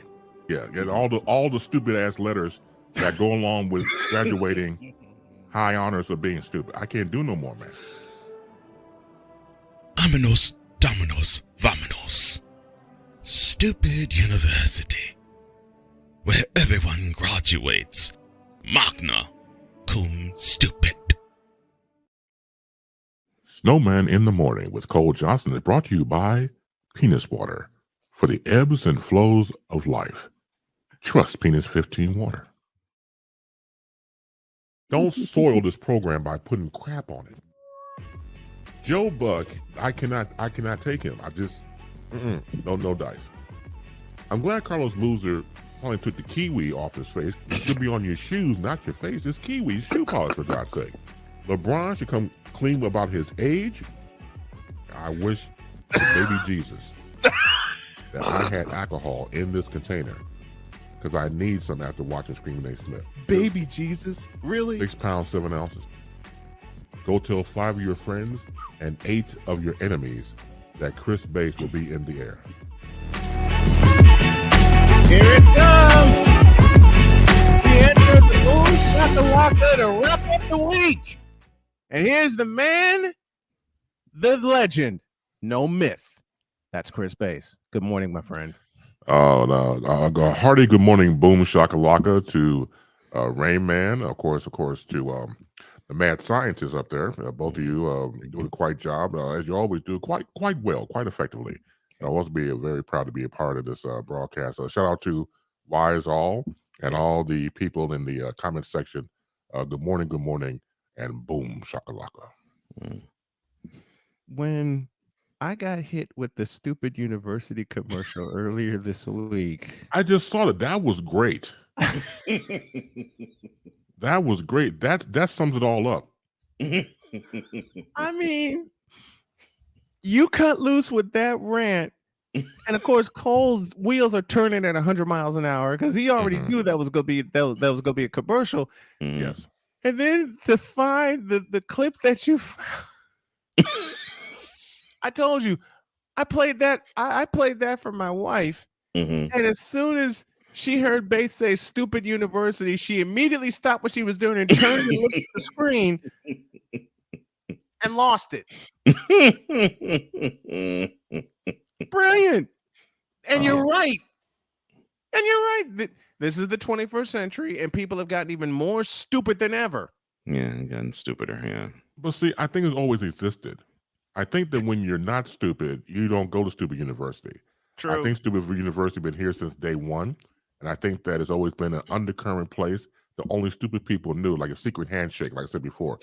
Something was going on that we don't know about. Hey, man, give me a secret handshake. What's a handshake? Yeah, you'll do. Not you will do. Yeah, you'll do. And What's a handshake? Yeah, because they don't know what a handshake is. They're stupid people. They don't know a hole in the ground. They don't know they're, behind from a hole in the ground. And they don't know. And people like that, it's hard for me to feel sorry for, because when did you get stupid? Was this a gradual process or something happened, man? I swear this is Bill Engvall This is Bill Engvall 2.0. Here's your sign. Because he's right. People should just wear signs that say "I'm stupid," and that way, if you see him, you walk away from him. You can give him a Heisman Trophy stiff arm and keep it moving. Thank you. Do I know everything? No, I don't protest to. But I think that when common sense is not common anymore and just leans towards stupid, then we're all going to hell. Now you sound like my father when you said that. Yes, yeah, indeed. It makes sense. Mine too. We're all, like you said, if common sense were common, then we wouldn't have the situation like we have in Brooklyn, with who, with Kyrie Irving doing the dumb stuff that he does. He's the woke people's champion. See, you have to be very careful going back to Kyrie Irving putting out material like that. And even though he tried to give out $500,000 or something like that, to the Anti-Defamation League, right? They still didn't take it. So they said no, we don't want your money, right? Like, no, we don't need that, and it would have been great. I would take it. I mean, you won't pass it to somebody else. I'll take it in the New York heartbeat. But the thing about it is, in today's society, you have to understand that there's not like time before when you would say things and it gets lost in the news cycle, because it's social media, because it's the internet, because it's 24 hours. It's not going to go anywhere. So you have to be extremely careful of what you put out, and because people are going to gravitate it or not, they're going to like it or not, and if you're going to make too many mistakes, you'll be canceled. Mm-hmm. Ain't that the truth? Yeah. Ain't that the truth? Because I had, and I think Kyrie's on his way to that. I had a commenter come after me. I had a commenter come after me because of what I said about LeBron James. He tried single-handedly. I'm not making this up. He tried single-handedly to cancel me because I said I've seen better than LeBron. Oh, for that comment alone. And I had a conversation with somebody about Kyrie. A couple of instances, I saw a bunch of them. One of them I saw last night. Yeah, I saw a bunch of like Karen emojis. And I'm saying to myself, you're not getting one. Basically, you're not picking up what I'm putting down. Right. I mean, look, and the concept from this guy was, okay, so you have to do what's in the best interest of you. Yes. But if you're part of a team and you decided you do it in the best interest of yourself and you basically say, screw the team with your actions, then what good are you? Which is what we've been saying all along. Yeah. Exactly what we've been saying all along. And per that exchange I talked about earlier in the show, I had this woke person say to me, what actually did he say? What did he do that warranted a suspension? How about dereliction of duty? How about breach of contract? Yeah. But again, it goes back to what Base talked about, stupid university. And people are being stupid about this. Yeah, I think we have to create another one with their sister college, Woke University. Where we never sleep. See, here we go. The tires you just heard, folks, is Cole's head going up to 100 miles an hour already. Jeez. It's as right as you are. As right as you are. Stupid university, woke university. What would be the triplet? Rebel University? Rebels without a pause? I'm even afraid to go there. I think stupid covers everything, but you want to throw in woke. I mean, that's fine too. I mean, that could be like you said before. For me. And when you're dealing with people who do not use their brains, they have IQ of 2 points above plant life. You're talking to people who just don't get it, and they never will. And so when you try to, it's like if you're speaking English to someone, you speak an English language, somebody speaking Mandarin, you're not going to communicate. It's just unless the person learns the other language. Now, I refuse to learn stupid. I'm not going to go there. Nor am I. So you have to come to understanding that you, stupid person, have to try to increase your knowledge, increase your brain power, and listen.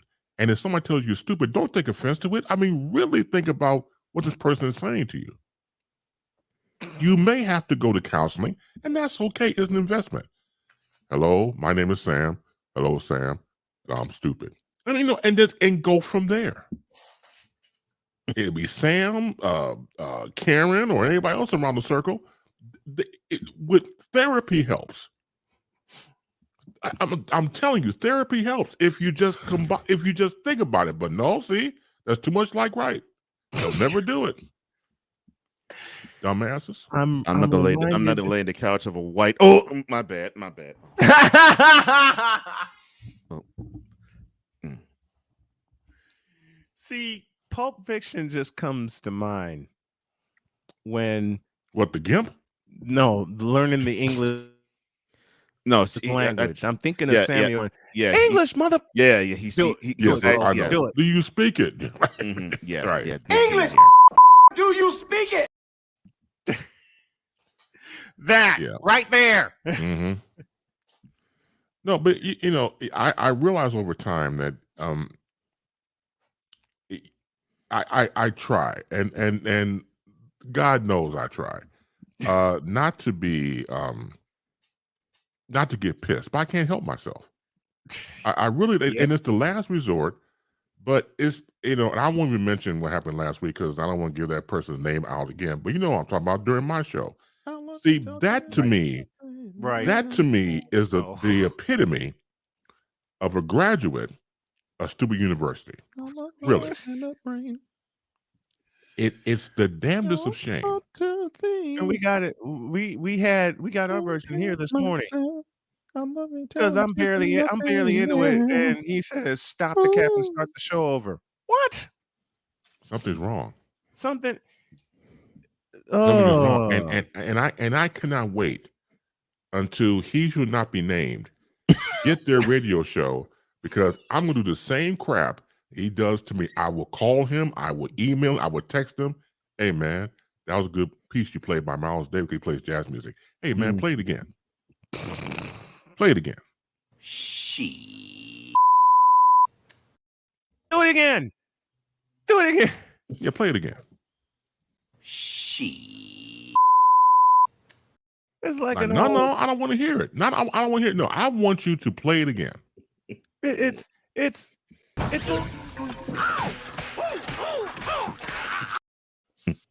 like an he old ain't even heckle worth and taking jekyll off the fruit. belt. That was a damn good belt. He ain't worth the belt, man. He ain't worth the belt. Leave the belt Especially on. with That's the a good dust looking coming belt. off. He ain't worth Dust the coming belt. off the belt. Oh Yeah. Lord. He said he ain't worth the belt. He ain't worth the belt. He ain't worth the belt. Oh, And let me say this too. I get this public service announcement from time to time. Living out here in the Midwest, it's getting cold outside. People cover up, and that's what you do. Depending on your climate and where you are,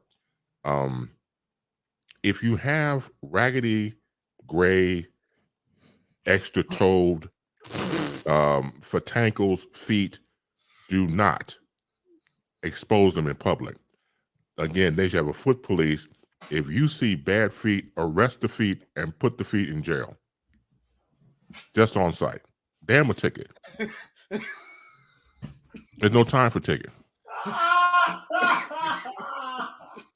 Arrest the feet on site. Let's go for male and female. You got badass feet, your ass is going to feet jail.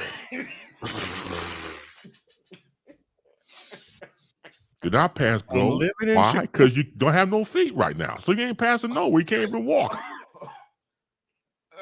So we're going to arrest the feet and put it in feet jail. Dead. In Chicago for many years. Man. It's no joke. Almost dead. Ryan, that's for you. I'm those dominoes on those foots. Man, I can't take it.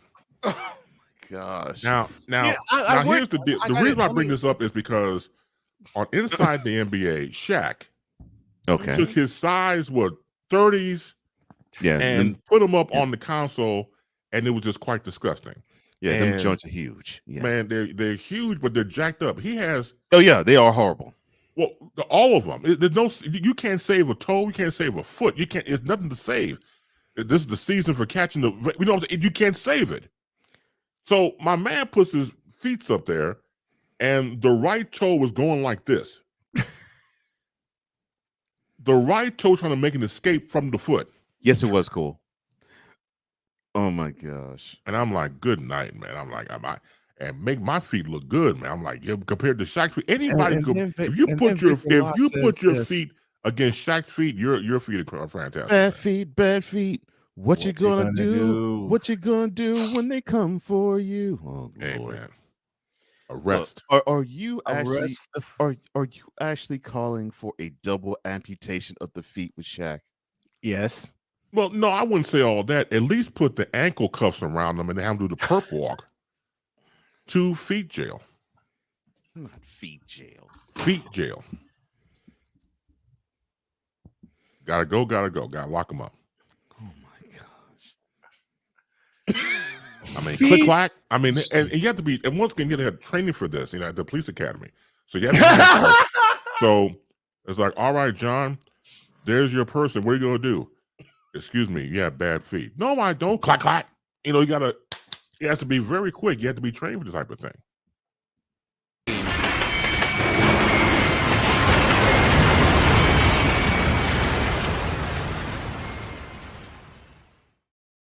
and don't let them stink. Now it's in cruel and unusual punishment.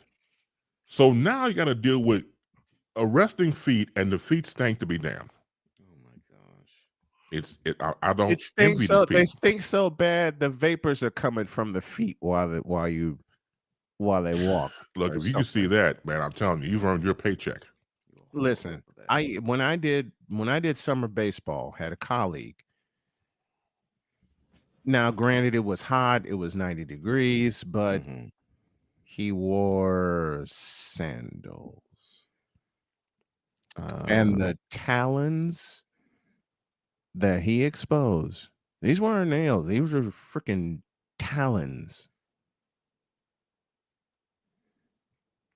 I nearly threw up. You want to talk about some feet that need to be arrested? There you go. I mean, now I know I have problems with my feet due to the neuropathy. Don't get it twisted, but at the same time, when you have to put the ankles, the cankles around the foot ankles. Okay, fat ass ankles. Fat ass ankles. Yes. Ankles, yeah. So why such the attention on bad feet, sir? Well, here's the deal, my friend. Over the years, myself personally, I do get a manicure, pedicure myself personally. Same. And I've been doing that since when my dad got arrested. So I would make the rounds with him, and he would go get his manicure and everything else. So it was a holdover from that. And plus, it's just good hygiene. Yes. And your significant other, they'll love it too. They do. So they appreciate that. And so over the years, I've just seen feet that should not be in public. I'm sorry. You should not take a look at that. I'm surprised that an eye hasn't popped out, or you lose some of your vision sometimes. No offense, but yeah, it's jacked up. So I have become a proponent of the situation because of the fact that you just understand there's a reason why we have socks and shoes to cover thy feet. You understand what I'm saying to you? So it has to happen. So if you're in, the privacy of your own home, you go for broke. But certain people, and they know who they are, they'll come out and tell you. They're going to wear sandals and slides and everything else. But look, the best thing ever happened with slides that people could keep their socks on. That was a brilliant idea. I used to do that myself. I'm doing it right now. So that's great. But if you put out those werewolf hooves, and it's not even a full moon out, something's wrong.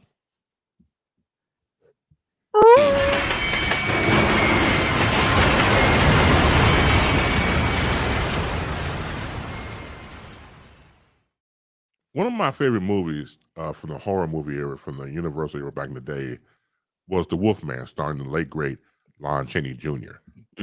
So it deals with, of course, him becoming a wolf.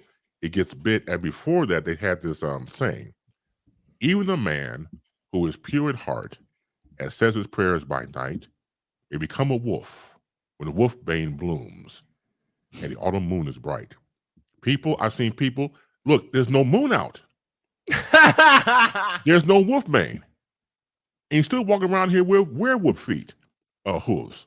So, look, do yourself a favor. Do all of us a favor. Shave your feet. Do what you got to do and get those hooves taken care of. And I'm telling you, you'll be great. Hooves. Not feet, hooves. They know who they are. And to the story I just told. And then to get offended, they have it. And then, how dare you talk about hooves and everything else? Well, you probably got them. Oh my gosh. Yes. What's the old phrase back in the day, Chris? Whoever said it did it. And then Victor says this. I know who Snowman is talking about, and his feet look like he was part eagle. Wow. Yeah. What was it like? Was it like some? There you go. Look at this one. Nor should feet look like you catch a salmon with your feet. So what's it looking like? Some of those long nails some women grow where it curls about 2-3 different times. Worse. Oh Lord. And to each their own. Like I said, They worse. remind me of claws. They Same. remind me of claws, and he sharpened them. I'm like, why are you sharpening the nails on it? And once again, it's obviously a fashion statement. You do what you want to do. You do you, boo, as some people said I've heard. So, okay, go right ahead. But the sharpening thing bothers me because that means you want to hurt me. I'm sorry, or hurt somebody else, or take one of them nails and cut off an artery or something like that. Wheel they use to sharpen an axe. Yeah. I'll try to cut the jugular vein. So if I see someone sharpening their feet on a wheel like that, I run. I get the hell away. See, back in the 90s, for example, when I and I still do, but when I started more proficiently, when I was going to work, go get a manicure, pedicure, haircut, everything, and every 2 weeks. And some of my coworkers was like, "Hey, man, what's up with the nails?" I said, "Well, I get my nails buffed. I mean, oh, man, get your feet done too." "Yeah, I get my feet done too. What's up with you?" "Oh, man, that sounds kind of fruity." "All right, then. Well, look, I'm gonna name you one person that gets it and shut the whole argument down." All right, Negro, what? Who gets their feet and nails done? Michael Jordan. Bam. Drop mic. And walk away. And that was the end of it. Because again, if everybody loves Michael Jordan, and they did and still do, and you look at and read about his daily routine or what he would do to prepare to go to play or after, whatever the situation was, you're a public figure. You have to keep your game airtight. People check you out from head to toe. And he wrote in his book, which I have, he always felt that he had eyes on his skin because there's so many people watching him. Absolutely. It has to be said of all of us. I mean, just take good care of yourself, and it's just great hygiene. But over the years, man, like when I go to the nail place I was going to, I like the only guy in there. And maybe every now and then you see a couple come in. I was the only guy. Nowadays, at least, I see with me total about 6 to 7, which is a great ratio from what it was back in the day. But I must say, I went to get my manicure, pedicure last week, and came me the stuff up. So I'm getting my getting a manicure only that day. I was in the manicure, and it was an older gentleman. He had to be about between 65 and 70. He walks to the back, and on the other side to my left is where you sit down to get the pedicures at. So the nail technician was like, "Excuse me, sir, do you want a pedicure?" I came in for a pedicure. I just want my feet done.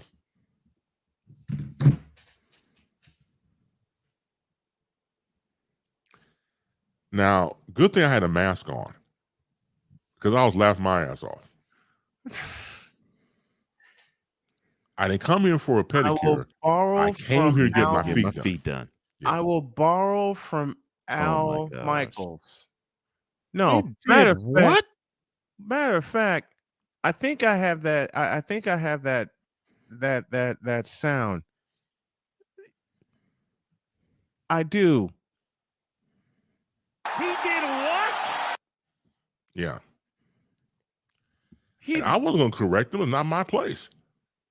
Again. It really, well, so if he feels that he came here to get his feet did, then that's fantastic. But there is a word for it. But there you go. Again, reading is fundamental. Mr. Michaels. No, it ain't. What? Fun. Now when it comes to certain people. I mean. Oh, no, yeah. When it comes to certain people, reading is to be avoided at all costs, of course. Well, it's to me, it's it's a goddamnula when I hear stuff like that. I can't take anymore. A question for you, Base. Was Sure. this person an alumnus of Stupid University? Oh, I would say so. Probably, high magnum cum stupid. I would probably go along and give them those letters. See, I did not come here for the pedicure. I came to get my feet did. At that point, I would scream what Bugs Bunny screamed in Haredevil Hair. Get me out of here! I would say that aloud. Very Oh, good. Lord. Oh my gosh. Yeah. But yeah, so I guess they don't have video either, so they can't watch anything either. No. Yeah. No. Yeah, I get the library part though. You know what stupid university Allergic to reminds me of? You ever see the commercials with what's his name? The character, Dr. Rick or whatever his name is, and he has the people don't become your parents. Yes. Commercials, yeah. Yes. And so the latest one is he's playing back someone's voicemail, and it was like, okay, what was wrong with that? You got to repeat the number twice so people will hear you. Mhm. No, you don't have to leave a voicemail. They know your information through the text. So it's one of those, again, you have to understand something. Stupid people don't know they're stupid. When they realize that they are, then the stupid people from university show up at the door or email them. So you have to acknowledge the fact that you are. And they come on, no, once again, secret society. They don't know their own handshake. They don't know what a handshake is. So you have to understand the dynamics of stupid university. It's something that I heard in a rhyme, and it was a sample. And it went as follows. He is stupid because he knows he's stupid. And that almost makes him smart. Mm-hmm. Yeah, that's sad. Mm-hmm. Yeah, he's so stupid. He's smart, man. Right. Googly moogly. Mm-hmm. From the old Snickers commercial. That was my voice that imitated that. But see, sometimes really wise. You need your feet dead. There you go. Again. All right, Miss. All right, Missy Elliott. Good Lord. You know what? I'm gonna have a little fun here, since I now have the sounds. With some stupid people, you need to give them one of these. Because if you try and give them one of these, you'll miss.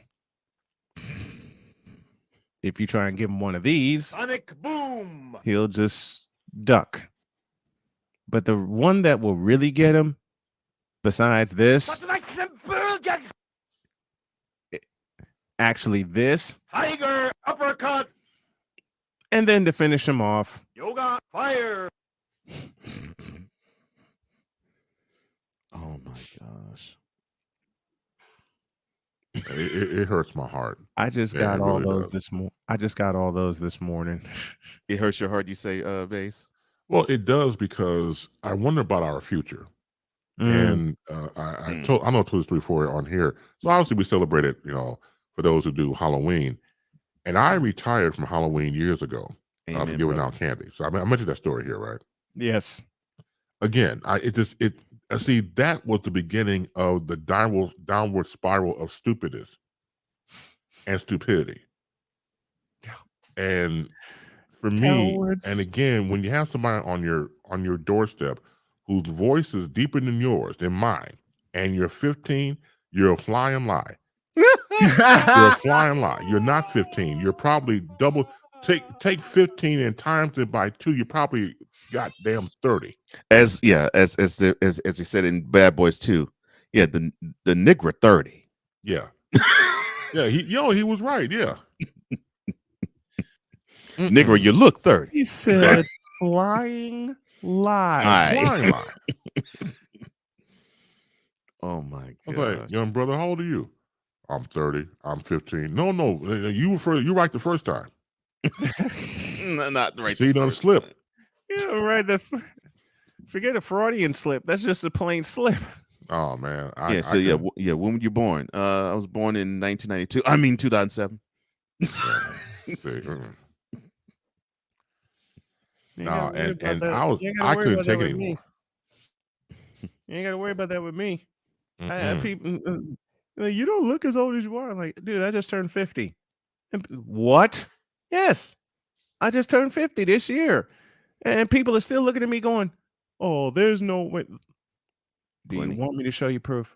There's plenty of way. Like, do you want me to show you proof? Oh boy. Yeah, there's plenty. I don't get it with some of these people. I swear to God, I don't. Well, like I said, they have to deal with me, so I think it's a fair trade-off.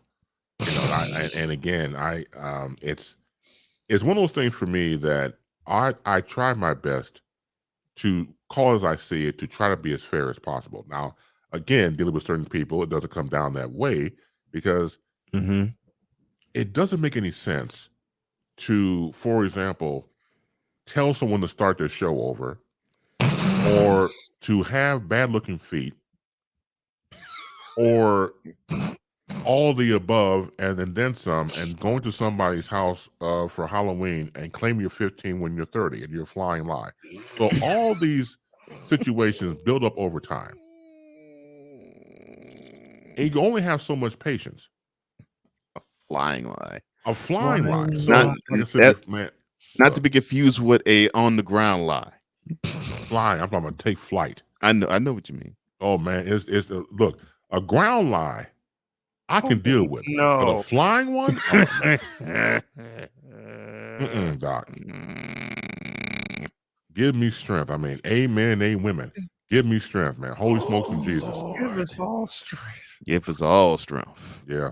Strength. Extra strength. Extra strength. Extra strength. Oh my Extra. gosh. Hold on, let me. I'm those dominoes. Because the hooker whores have not been coming near me, and that's great. So I don't want to invoke anything about them coming back. So yeah, it's been a hooker whore free situation. Give me an those dominoes for that. Oh yeah, you have to.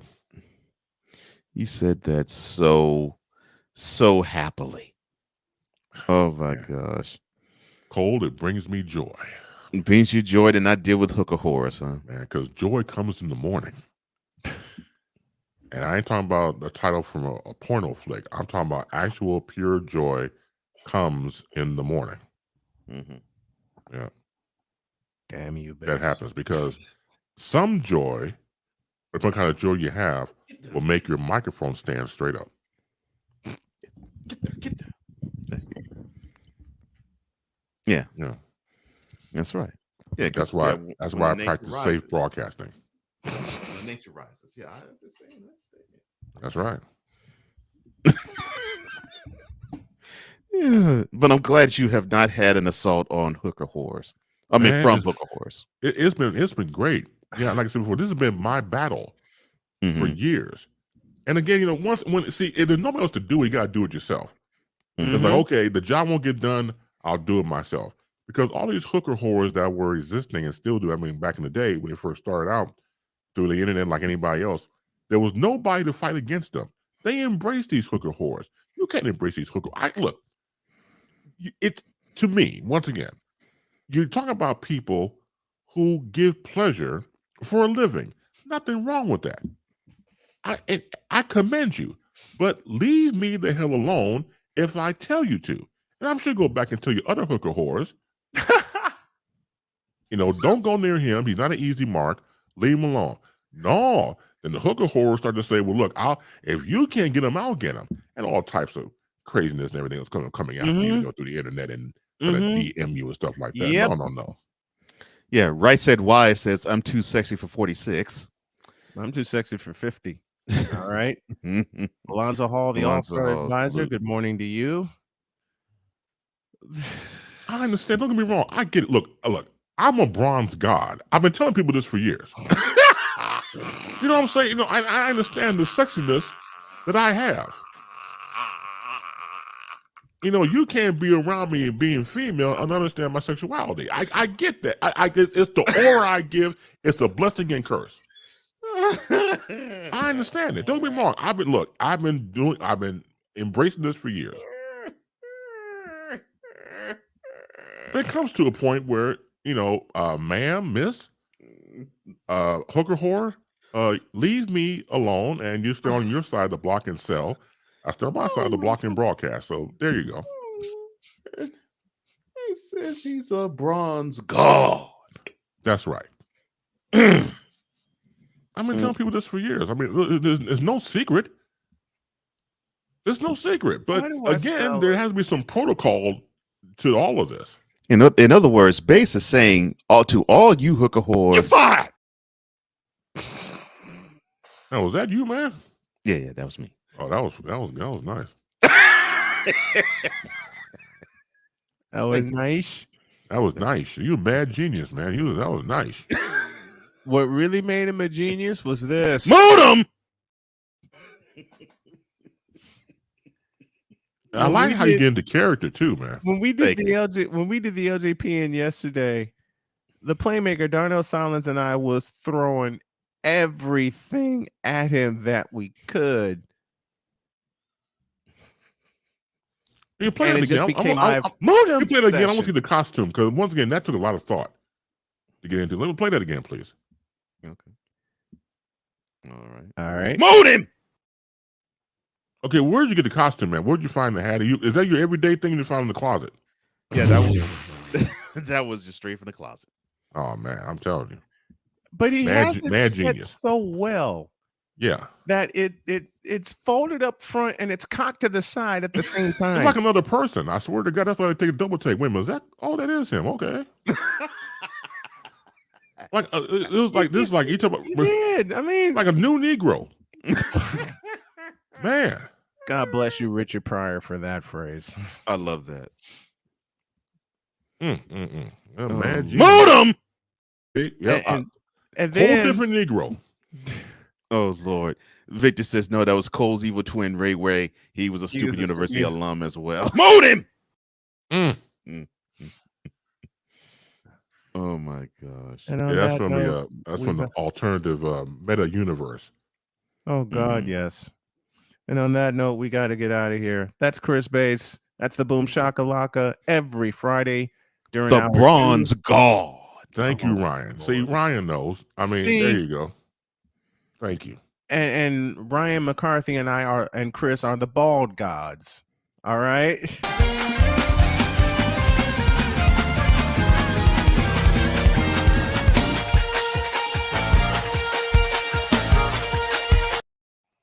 Don't be ashamed to call his name. That's right. Thank you. Hallelujah. Thank you, Jesus. Thank you, Bass. We love you, brother. Thank you so man. much. Thank you, brothers. Have a fantastic weekend as always. Thank you so much. Love you, man. You too. Love you more. Don't soil this program by putting crap on it. Joe Buck, I cannot take him. I just no dice. I'm glad Carlos Boozer finally took the kiwi off his face. It should be on your shoes, not your face. It's kiwi shoe polish, for God's sake. LeBron should come clean about his age. I wish baby Jesus that I had alcohol in this container because I need some after watching Screaming Nate Smith. Baby Jesus? Really? 6 pounds, 7 ounces. Go tell 5 of your friends and 8 of your enemies that Chris Bates will be in the air.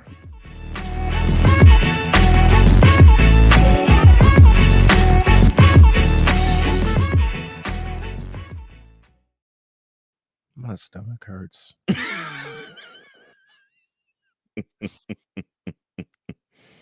And I already know you're going to be in the lab this weekend with some of the stuff that he said. I don't know how he comes up with this stuff. I don't. Bronze God. The Bronze God.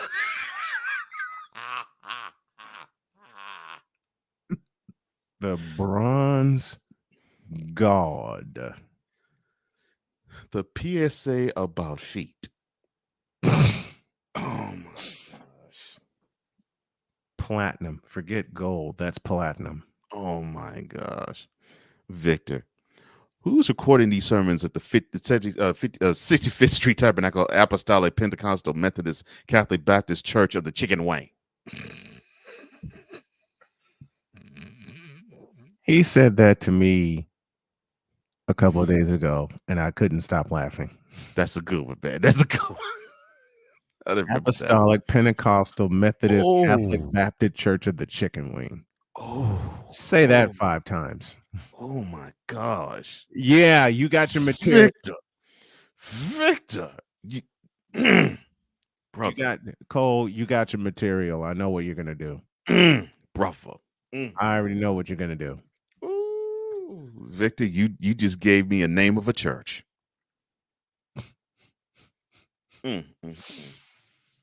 And to finish off the day, the name of a church, where'd it go? That produces this.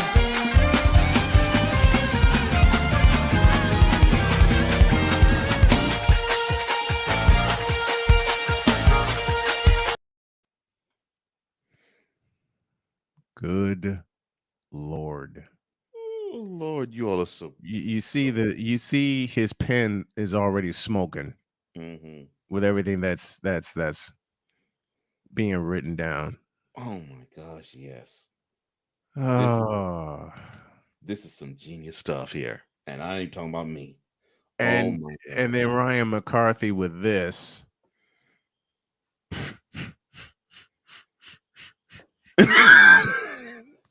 Just title. You just shorten that to the city fifth. Oh man, city fifth. TAPMCBCOCW. Whatever voice you need, let me know. Cause I know you. I know you. City I know you too. I know you too damn well. Oh. We're out of here, folks. Have a great weekend. God bless. Remember to make your next move your best move, and always remember, if your dreams don't scare you. Oh no, that's the wrong one. My bad. Yeah. If your dreams don't scare you. That's not the right one. That's not the right one. Yeah. If your dreams don't scare you, then it's simply not. Oh no, I hit the wrong button. My bad. Dead. Look, if your dreams don't scare you, they just simply ain't big enough, man. They just not. And if you wake up to that picture, it's a goddamn nightmare. We're out of here. See you Monday.